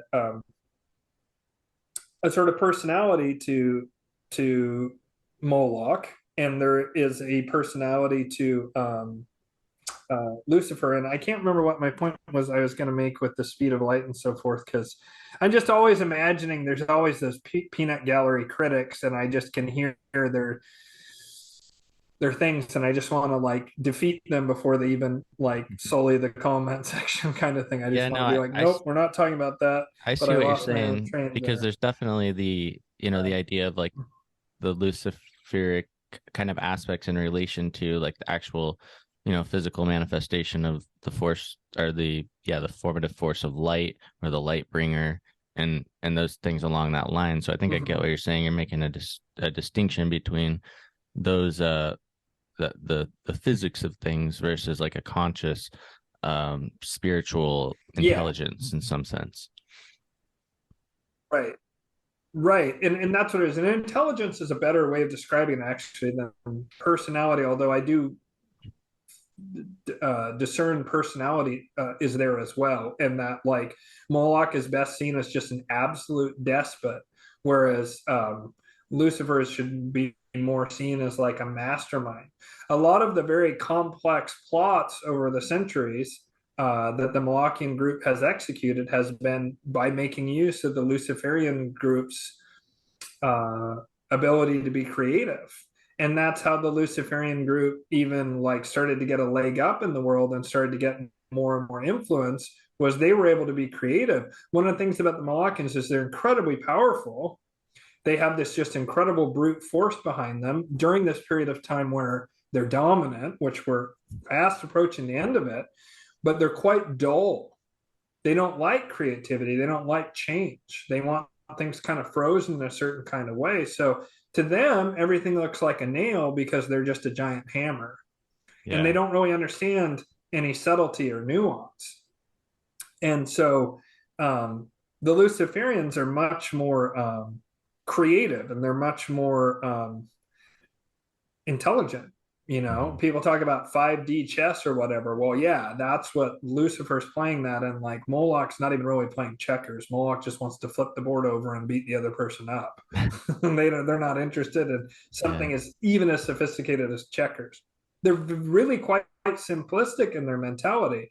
And that's people against having a simplistic mentality of white and black, because you're in a Malachian mentality when it's that unsophisticated and dull. Yeah. There's also I realized the other day that you could, to some degree, and I'm still teasing this one out, you could look at the Hindu concepts of Rajasic, Tamasic, and Sattvic forces, and you could say Tamasic forces, this dulling force, this zombification force, that's Molochian. The Rajasic force of like passion and change and fire, and things are like changing rapidly and passionately, that's Luciferian. And the Sattvic force of like where it's harmony and clarity and calmness and peace, that's like the Most High.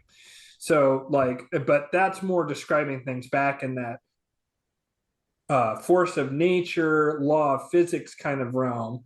And the big distinction for me between the way that Steiner looks at things as these impersonal forces and the way I look at things as this more personal force is that there really is an agenda around these beings. These beings act as that force, but they act as that force in the world specifically because they're pursuing this agenda, because of the sense of self-awareness and self-interest. And so like the Molochians act as a force in the universe of materialization and dulling, because that is an extension of this personality that being has.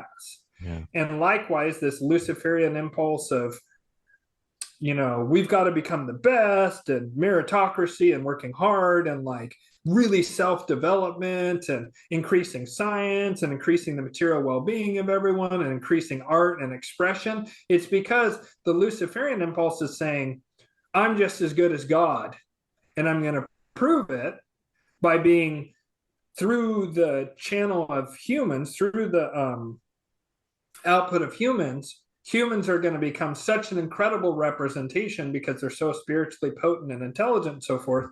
They're going to show that we can be just as creative as God. It's that original split that Lucifer had from God of like not, interestingly enough, being annoyed about humans and that humans were being put at the center and instead of angels, but also like weirdly like it was an act of free will in that moment. And so the thing that the Most High and Lucifer have in common is free will. And the Most High said, okay, you're expressing yourself for free will. Go ahead, Lucifer, you do that. Moloch would never allow that. Moloch doesn't want free will. Moloch wants total subjugation. Moloch's the big leather daddy in the sky who wants wholly total submission of its gimps. And another thing I might hear people... did that answer that? Yeah, for sure. I was gonna say another thing I might hear people saying is because I've done some interviews previously, so if they've listened to those with some really great researchers who kind of go into the whole biblical interpretation of Lucifer, and then they kind of break it all down in terms of Lucifer being like the morning star and the Venus connection. But I think this is more of a different thing, just using that name and kind of deriving from it, because I think there are layers of meaning to these ancient books and all that, but I don't want people to get the impression of that it's just that in particular. I think it's a more broader force that you're describing, and it just happens to take on a lot of the same characteristics, because that's kind of just how etymology and words evolve over time. But and then I wanted to real quick ask you, because go ahead. Discovered that these beings adapt over time. Moloch won't, and that's why Moloch can only be around during a specific vibration. And in a certain sense, the Most High won't shift. But like one of the things about Lucifer is that it's very much like an evolutionary force. I mean, you could argue that there's two poles of a magnet. On one end, you have Moloch, the other end, you have the Most High. But what allows for sort of the full range of expression in a certain sense is this Luciferian impulse, because there's actually quite a bit of rigidity even on the side of this Most High, but it's rigidly within, why would you ever do anything other than be loving and harmonious? That's insane. whereas the Malachian side would, why would you do anything other than try to dominate everyone else? That's insane. Like, you have to have control. What? You know Yeah. what I mean? So, and so Lucifer is very changeable. And so Lucifer will be very different in the Iron Age and more ruthless because of it than Lucifer will be in the Bronze Age or Silver Age. And as you get into the Bronze Age, Lucifer will be less ruthless and more spiritually uplifting and still have some of that stuff. And then as you move in the Silver Age, it becomes very, very spiritual. And eventually we'll come to a point where we've so perfected the human condition from a material point of view and even from a spiritual point of view, putting ourselves and our ego, that spiritual ego, at the center. You see a lot of these new age people are like, I'm so much better than you. Oh, you're so Luciferian, baby, and you don't even know it, because you are putting your own ego, and by extension, right? Because ego is kind of rebelling against natural law to some degree, or what can natural law do for me? Selfish, right? You'll end up putting Lucifer at the center, because Lucifer will take credit for, I promise you, will take credit for the material and spiritual and whatever enrichment of humanity, and will want to be worshipped for it. I mean, these beings all want to be worshipped, all of them, and they're very different. There's lots of different earthbound deities. It's just that it seems that these three are the most important to the spiritual condition of humanity, even though other deities, other earthbound deities exist. And there's also Lucifer, and some of the Hindu pantheon seem to be interplanetary, or outside of our solar system. They seem to exist also outside of our solar system, and maybe as well. But that's just something that I've been told and seems to actually make some sense. Yeah. So Lucifer can adapt, as I guess what my point is, and I think that might be part of the confusion there, is because it's not a static being. Mhm. It evolves over time and based on circumstance and where humans are at. That makes sense for sure. And when you talk about angels, it might be, for some people, it might be a little far out, and there's probably I'm sure there's endless amounts of people who do pretend to communicate with angels, and some are probably delusional, but you don't strike me like that at all. And so it is interesting to me and to learn more about this. And so, like, when you have a communication with angel or angels, is it coming in the form of visions, or is it like voice and sound, or how do you describe any of these communications? So, I mean, I can have kind of different levels of communication. So there's communication when I just am like sort of what I call communing, which is where, like, I've asked, for example, I'm very close with Archangel Michael. I have been since I was young. Always liked that angel. That angel actually saved my life in a car wreck when I was 19. I didn't really understand at the time, but in retrospect, understand it. And so Archangel Michael is very close to me, so I can just say, ask Archangel Michael to appear, and then telepathic communication occurs, which is, I hear, this will lose anyone who has any questions, but that's okay. I'll hear a voice in my head, but it's distinctly not mine. I can feel from the energetic signature, it doesn't feel like my energy. It feels foreign to me. And it has a certain vibration to it that is puts me at ease and makes me feel peaceful right away.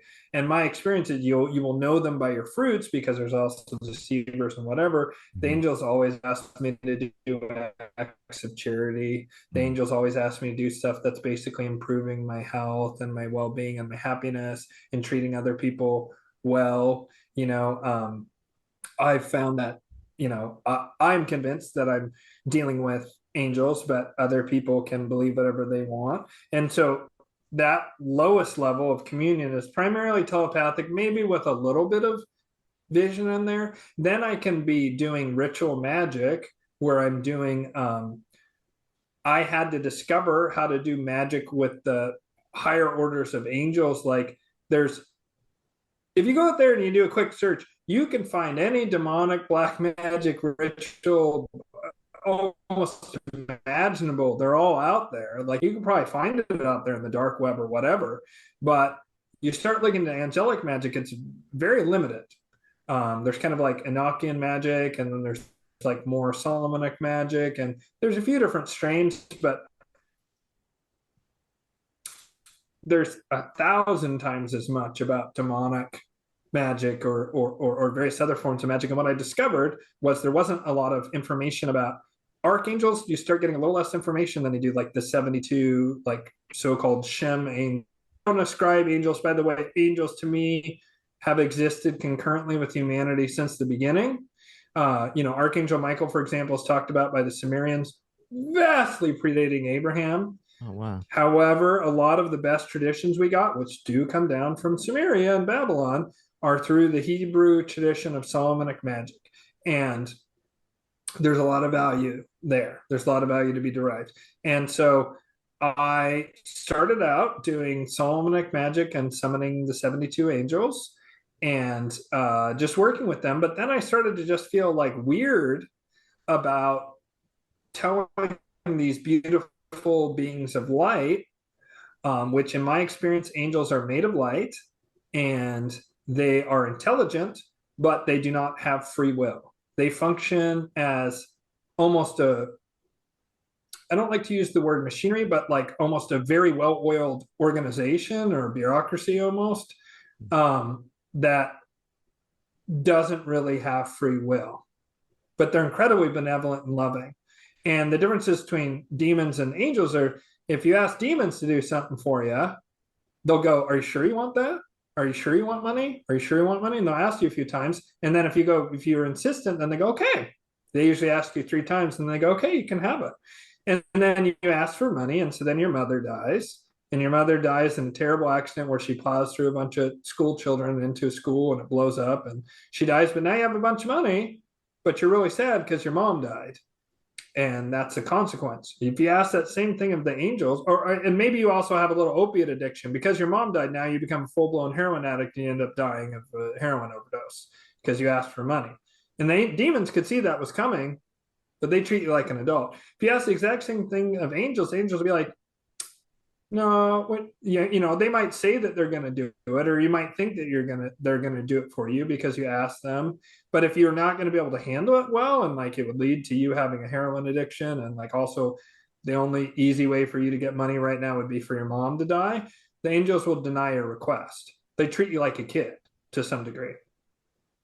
So I did the Solomonic magic, and then I was communing with Raziel, which is sort of like the archangel of magical knowledge, among other things, especially like angelic magic. And I asked Raziel, I just finally one day said, well, what can I do to serve the angelic current in the most high? I want to try and help bring about more of this harmony on earth. And Raziel then gave me the key to work with the higher choirs of angels and the higher spheres. And then I started working with them and doing ritual magic, which starts out as Solomonic, and then it goes off in a direction that Raziel and the angels themselves taught me. And so when I'm doing that kind of interacting with the angels, it's very telepathic, and I will very often be granted visions. And like I've been very often asked to, like I had to do acts of charity in the external world, and I started out doing lots of stuff for other people. When I was working with the lower spheres and angels, and as they moved up, it became more and more about integrating my own shadow. And so that would come to me in symbolic form through visions and interactive visions, almost like I was playing an internal video game in a certain way, but it was all me interacting with my own consciousness and my own shadow in like symbolic form, various ways.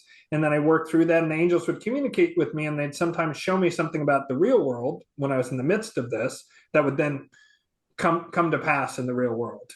And so they would show that to me in like symbolic vision form sometimes. The third and like sort of deepest way is when I would channel the angels.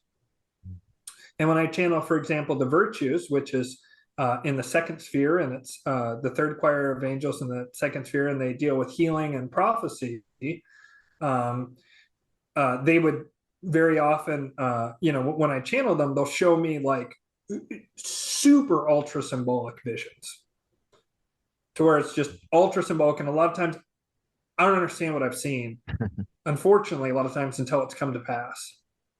And I think that's in part because of just the nature of the way the universe works as a hologram and an unfolding, and also the way that we do all influence things to some degree through our own actions and decisions and free will and whatever.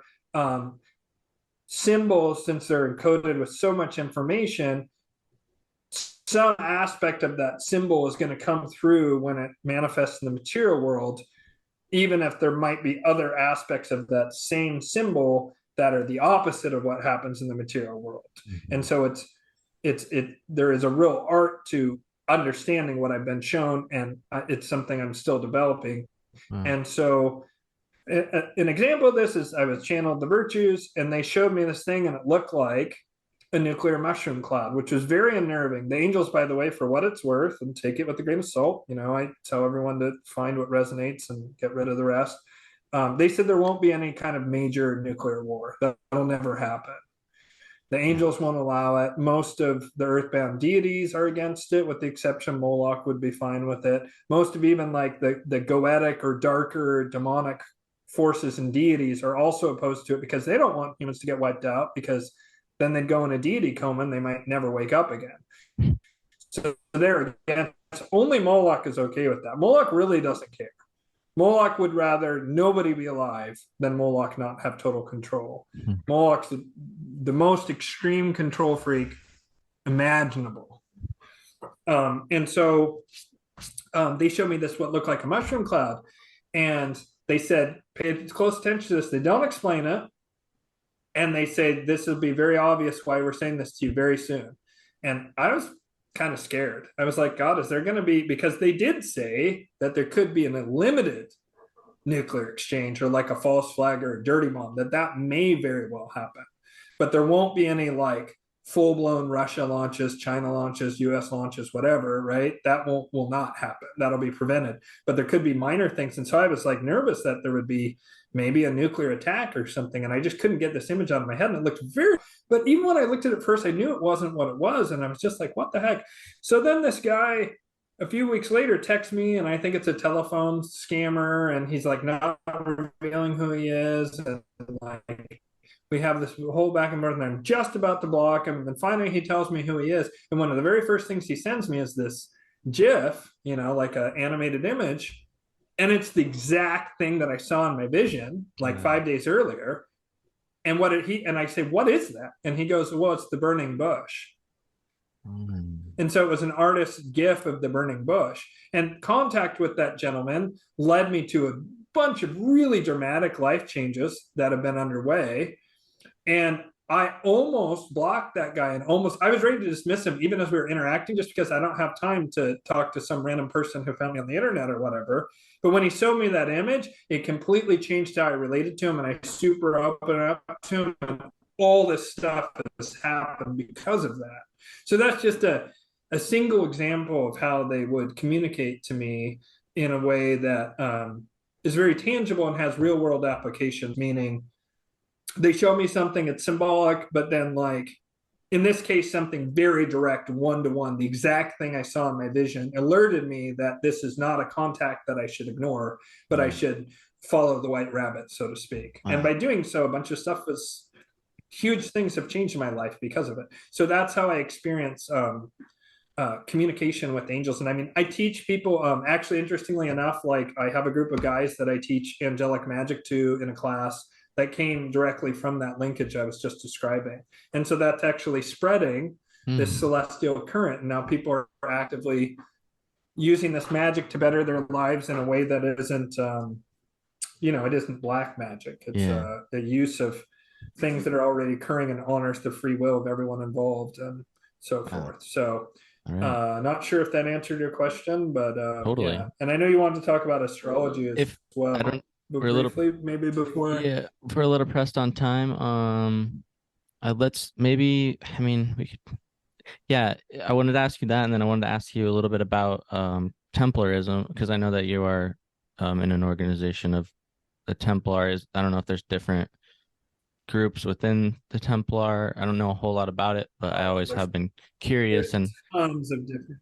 Yeah, I just wanted to get There's any tons of different Templar groups, and like hints. some of them are maybe not so great, but the one I'm Yeah, in, I really love. Our Grandmaster is amazing. I interview him on my channel a few times. He's a great man, as far as I can tell. So, I was very careful vetting the organization. But did you want to talk briefly about sidereal versus tropical zodiac? definitely. Yeah, we could do You that, had and then we could mentioned that kind at of one close point. out. Yeah,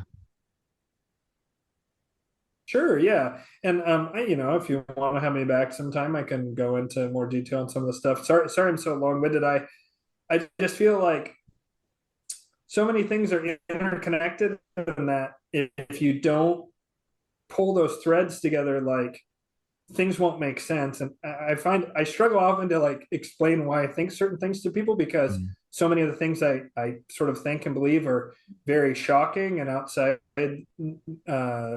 most paradigms, and that it can seem like just madness at first blush or whatever, but that like I usually have a very lengthy reason why I think whatever I think. And no, I think And it's so totally I try to necessary. explain it, and yeah. Awesome. Well, thank you so much. So yeah, so one of the main things I do is I'm a Vedic astrologer. It's actually, I think, one of my best talents. And so Vedic astrology, or Jyotish, which is the science of light, is what that term means in Sanskrit. It's the astrology of ancient India. And I actually would even go further and say I believe that it's the astrology of Atlantis reformulated by uh, ancient Indian rishis, great enlightened men and possibly women as well, who likely even who were enlightened and who were in communication with deities and were given a set of rules on how to modify Atlantean astrology for the Kali Yugas, because it seems to originate in the descending Kali Yuga. From what we can see, I believe it's much older than that. There's things that point to that it's much, much older than that. And one of them is this fact that it's sidereal versus tropical. And so most people, when they think of astrology, without knowing it, they probably are talking about Western tropical zodiac astrology. And so, Bill Nye, the science guy, ever the greatest scholar of our age, he said sarcastically, goes, well, we can know astrology is fake because if you go and look where the sun rises on the equinox, it's not in Aries at all. It's in Pisces. And so therefore, since that doesn't match when we switch over into Aries, everything is wrong. And the reason that the sun does not rise in Aries, but rises instead in Pisces during the vernal equinox, is because the Earth has a wobble. And as it wobbles back and forth, slowly over time, the stars in the sky adjust and they move through the signs. And so what that means is that in Western tropical zodiac, I'm an Aries with Libra rising. But in Vedic astrology, I'm a Pisces sun with Virgo rising. And so it gets shifted back one sign. And for about 40% of people, your sign would be one sign earlier than your Western sign that you're used to. In fact, this almost prevented me from looking into Vedic astrology, because I have a lot of Virgos in my family, and I was horrified to think that I was a Virgo rising. And I thought Aries are so cool and sexy, and Pisces, in my opinion at the time, were not as cool as that. I didn't like them as much. And I had identified as an Aries for decades. And so I almost didn't look into it because I didn't like that. So the sidereal astrologers were able to mathematically know how things adjust over time. And so they actually track exactly where the planets actually are in the actual signs as we view them from Earth right now. Whereas Western tropical zodiac takes the zodiac of essentially what happened, in my opinion, this is contentious, but astrology arises in ancient India. It also rose in Babylon to some degree. but it rises in ancient India, and then it moves through Zoroaster's Persia. And Zoroaster very much believed in linear time and progress and duality. And Vedic, the Hindus believed in multiplicity of gods, and not duality but multiplicity, and cyclical nature of time rather than linear, and that empires rise and they fall, and there isn't this just forever progress. That kind of fundamental belief in the West that there's progress, ever time marches ever forward, that whole kind of thing, that's based on this thing that arose in Zoroaster's Persia, is really where like the kind of bedrock of the Western philosophy of that there's forever bedrock or forever progress. So this astrology of ancient India that's also very much based on karma as opposed to free will or predestination versus free will, migrates through Zoroaster's Persia and then mixes and sort of interbreeds with Babylonian and Chaldean astrology, and later Arabic astrology that came under like when the Muslims had their kind of like Muslim Enlightenment, 800 to 1400 or whatever. They had a really good run there to where actually in the West, the flame of reason and learning was in Islam, and Christianity was a total basket case, nonsense, repressive regime with the Vatican / the Malachians keeping everything down. I mean, you could see that Luciferian impulse there in the Muslim world back then. So that astrology then develops because of all that as modern Western tropical zodiac, but it froze the zodiac at where the stars were like 2,500, 3,000 years ago when this transference of astrology came. And they didn't allow for or have the math to adjust to the way the stars were actually, where the planets actually were. They stuck with, this is where the planets, what sign they would have been in 3,000 years ago. And that's what is the majority of mainstream astrology, is this. Now, someone might say, oh, well, then Western astrology is garbage. No, it's not. It works. It still works. It still has a lot of validity. I use it all the time. I especially use Western synastry methods are great. Like one of the great strengths of Western astrology is it's massively adaptable, and it has that Western mindset, a scientific reason-based mindset that might be shocking to people who aren't well-versed in astrology, but believe it or not, there are people who approach astrology very much through a reasoned, rational, scientific, data-based outlook. And because of that, they've mapped so many more things, and they've discovered so many more techniques, and there's been all this great stuff. Vedic astrology, by contrast, is ultra traditional and very inflexible, and it's had very little change. So that's nice because it's a pure doctrine that dates back to truly ancient times, when it seems to have had a more pure strain of what I think is Atlantean astrology. That's speculative on my part, but I think it's correct. But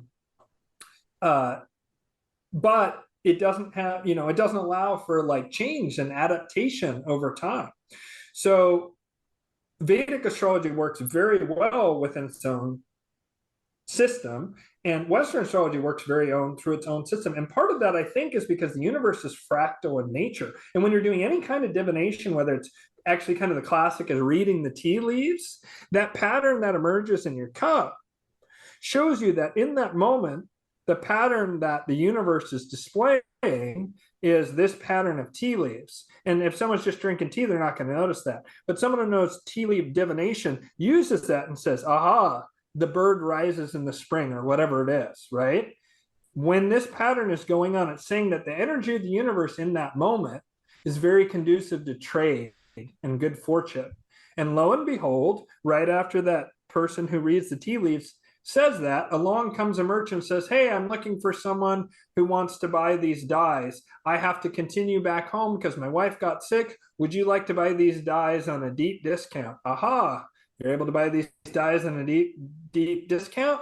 fortune favored you, there was commerce, and boom, you're able to do it. And you knew this opportunity was coming because you looked at the fractal nature of the universe, and you were able to look at this microcosm and adapt that to the macrocosm.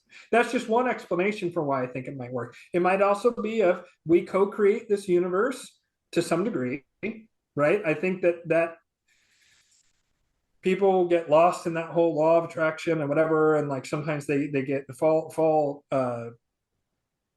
victim to magical thinking, or they aren't doing it right because they haven't dealt with their own inner shadow or whatever. But there is some truth to the fact that we are co-creating this reality. And so therefore, if a lot of people have a similar belief, that becomes reality, even if it wouldn't have been without the influence of the human mind.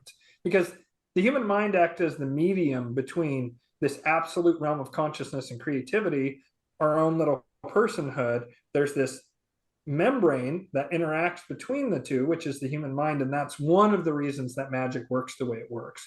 And so whether you want to call it magic or you want to say it's law of attraction or whatever, if enough people believe something, shit happens. That's just how it works. You can debate why that is, but that seems to be the case. And thus, for whatever reason, Western astrology completely works within its own system. It really, really does.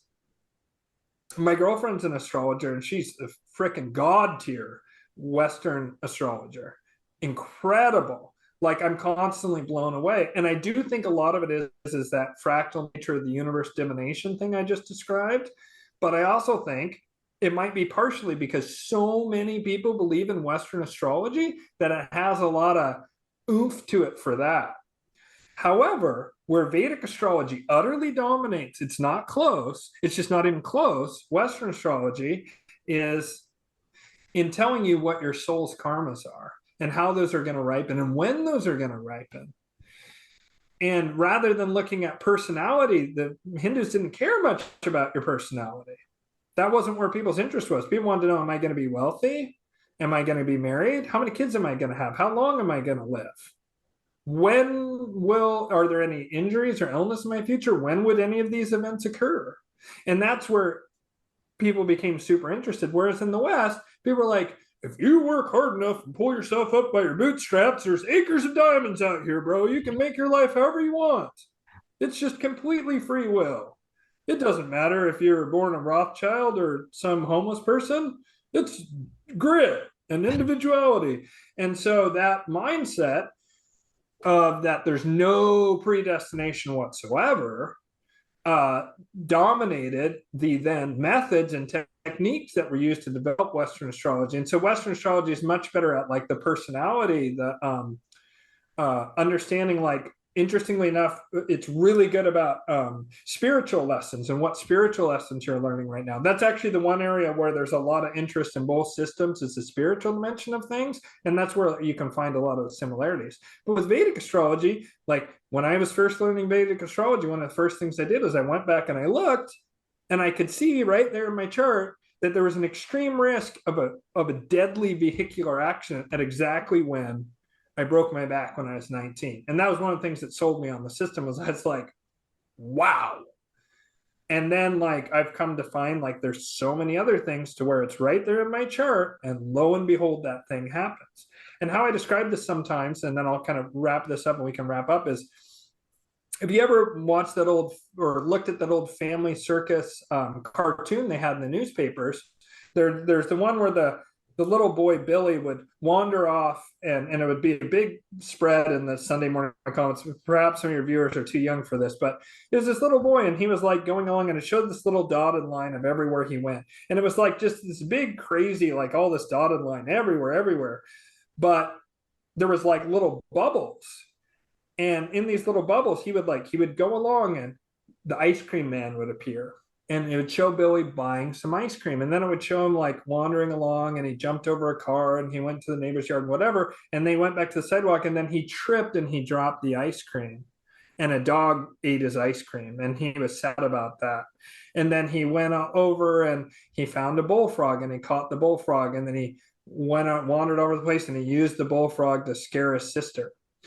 So those big circles where the big events happen, those are the predestination things. those are the things that your soul has to learn in this lifetime in order to develop. And we're all developing towards, over time, we will become, the Shiva or whatever. The soul will evolve into a much higher state than it's currently at in a human, just like perhaps a dog is a soul that's evolving at the state of dog and someday will incarnate as a human, right? Once it's learned all the lessons it needs to learn as a dog. So these bubbles are the things that must happen in your life, and that wiggly line that goes all over the place, and there's lots of events happen within those wiggly lines. That's where you have free will. And it varies on individuals. If you have a lot of retrograde planets in your chart, you have more free will. It seems that the people who are very famous and powerful have less free will than the average person, there's kind of one major exception to that, which is people have something called a Kali Yugas. But so how those karmas ripen and when they ripen is where Vedic astrology is just incredible. So literally predicting your future. However, they say that the gods decided that we couldn't have 100% knowledge because it'd be too dangerous because we're just not evolved enough. And so the best Vedic astrologer can only be 70% accurate unless you're enlightened. If you're enlightened like Sri Yukteswar that was Yogananda's teacher, then you can see all the truths, and you can also know when to not share something with someone about their chart that they cannot know because it would limit them and they wouldn't experience what they need to evolve. You can have that level of discernment of whether or not to share something that you see in that chart.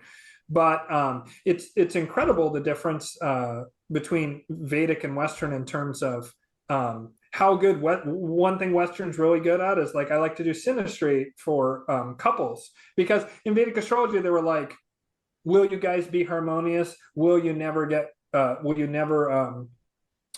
you won't split. Like, this is a relationship that'll last for the rest of your life. That's what was prized in Vedic India. And so that's the way they look at relationships, in very old school, patriarchal, whatever kind of outlook. But in the modern West, people actually don't want all harmonious aspects and things being just perfectly settled. People want and crave growth and stimulation. So the Western modern synastry will allow for some of these like negative aspects and some of these negative things because people get bored otherwise and won't stick it out. And so I find Western is vastly better for relationship analysis. Whereas if you want to know what's going to happen in your life, well, that's Vedic astrology. In my opinion, it's infinitely more accurate. So, wow. Yeah. Thank you for that. This has been amazing. You're just a wealth of information on all these things. I really greatly appreciate all your time today. And before we close out, is there any last words that you want to put out there? Anything at all? Any links, any promotion, anything like that? Yeah, I mean, if you, and I'll give you all the links, but yeah, whitelotusoflight.com is my main website. Although I guess if you're looking for like the freshest content and newest stuff I'm putting out, it's definitely right now my YouTube channel. And perhaps, I always wonder if my YouTube channel could get, nuked at some point. And so if that's the case, whitelotusoflight.com will be up. And then I have a BitChute channel that has most, but not all of my videos. I've kind of been slacking. This whole holiday period has been just an absolute nutcase show for me and my private life. So I've been way behind the curve on coming out with content, but I'm about to put out I'm going to start a new series that I call Shadow Wars, which is about this conflict between the Luciferians and Malachians and how it's manifesting with current events.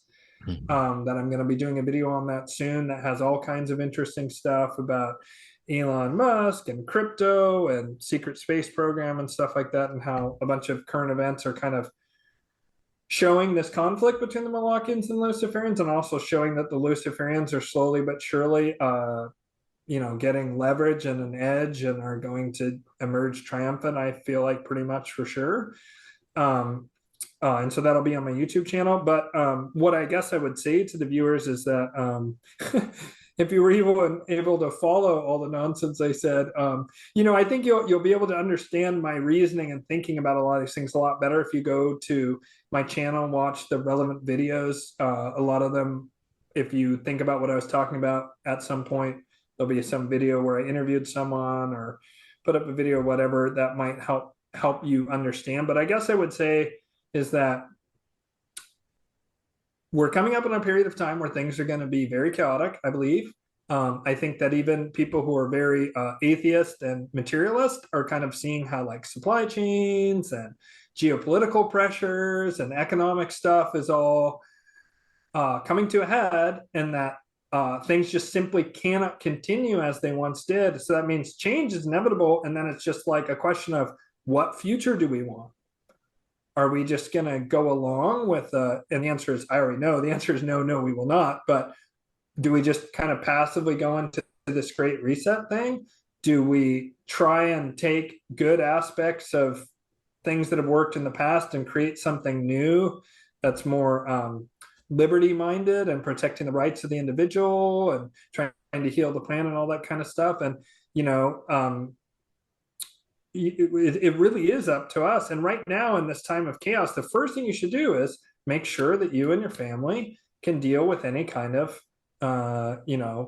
disruption in supplies. So make sure you have food and water, make sure that you are able to defend yourself, just basic pragmatic things like that. And I'm not talking about going crazy building a bunker. I mean, you can do that if you want, but I'm talking about just already stuff that actually the government tells you to do and that common sense tells you to do. To have some supplies of food and water is probably a good idea. But once you've taken care of that material aspect, where a lot of people can get stuck in that and prepping and freaking out and blackmailing themselves, if we work with our own inner experience and our own shadow and stop denying parts of ourselves that are perhaps less savory or whatever, and also not indulging in those parts of ourselves, but actually coming to understand them and heal them and integrate them and witness them, you are going to have a much greater flexibility to be able to get through any circumstance.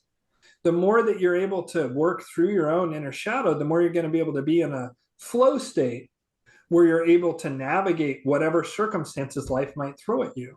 And you're also going to help put it out there in the collective unconscious, this person who's more integrated, who's healed more of their shadow, who's dealt more with their fears and with their weaknesses and whatever. And that's going to inspire others both around you, but even people you don't know will be inspired because of the ripples you put out into the consciousness. And so really the number one thing you can do ultimately, once you've taken care of, I do think you have to take a little material action right now. I think it's incredibly important. And I tell this to my viewers all the time: get yourself food and water, food that'll last a few months at least.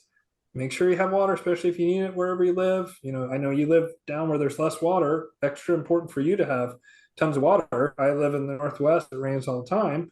But once you have those things taken care of, really doing that inner work is so important. And it's only going to get more important because things are going to get crazier and crazier for a period of time because we're in a phase shift. And that doesn't mean things are bad. It can mean that individual circumstances in any given moment are very serious.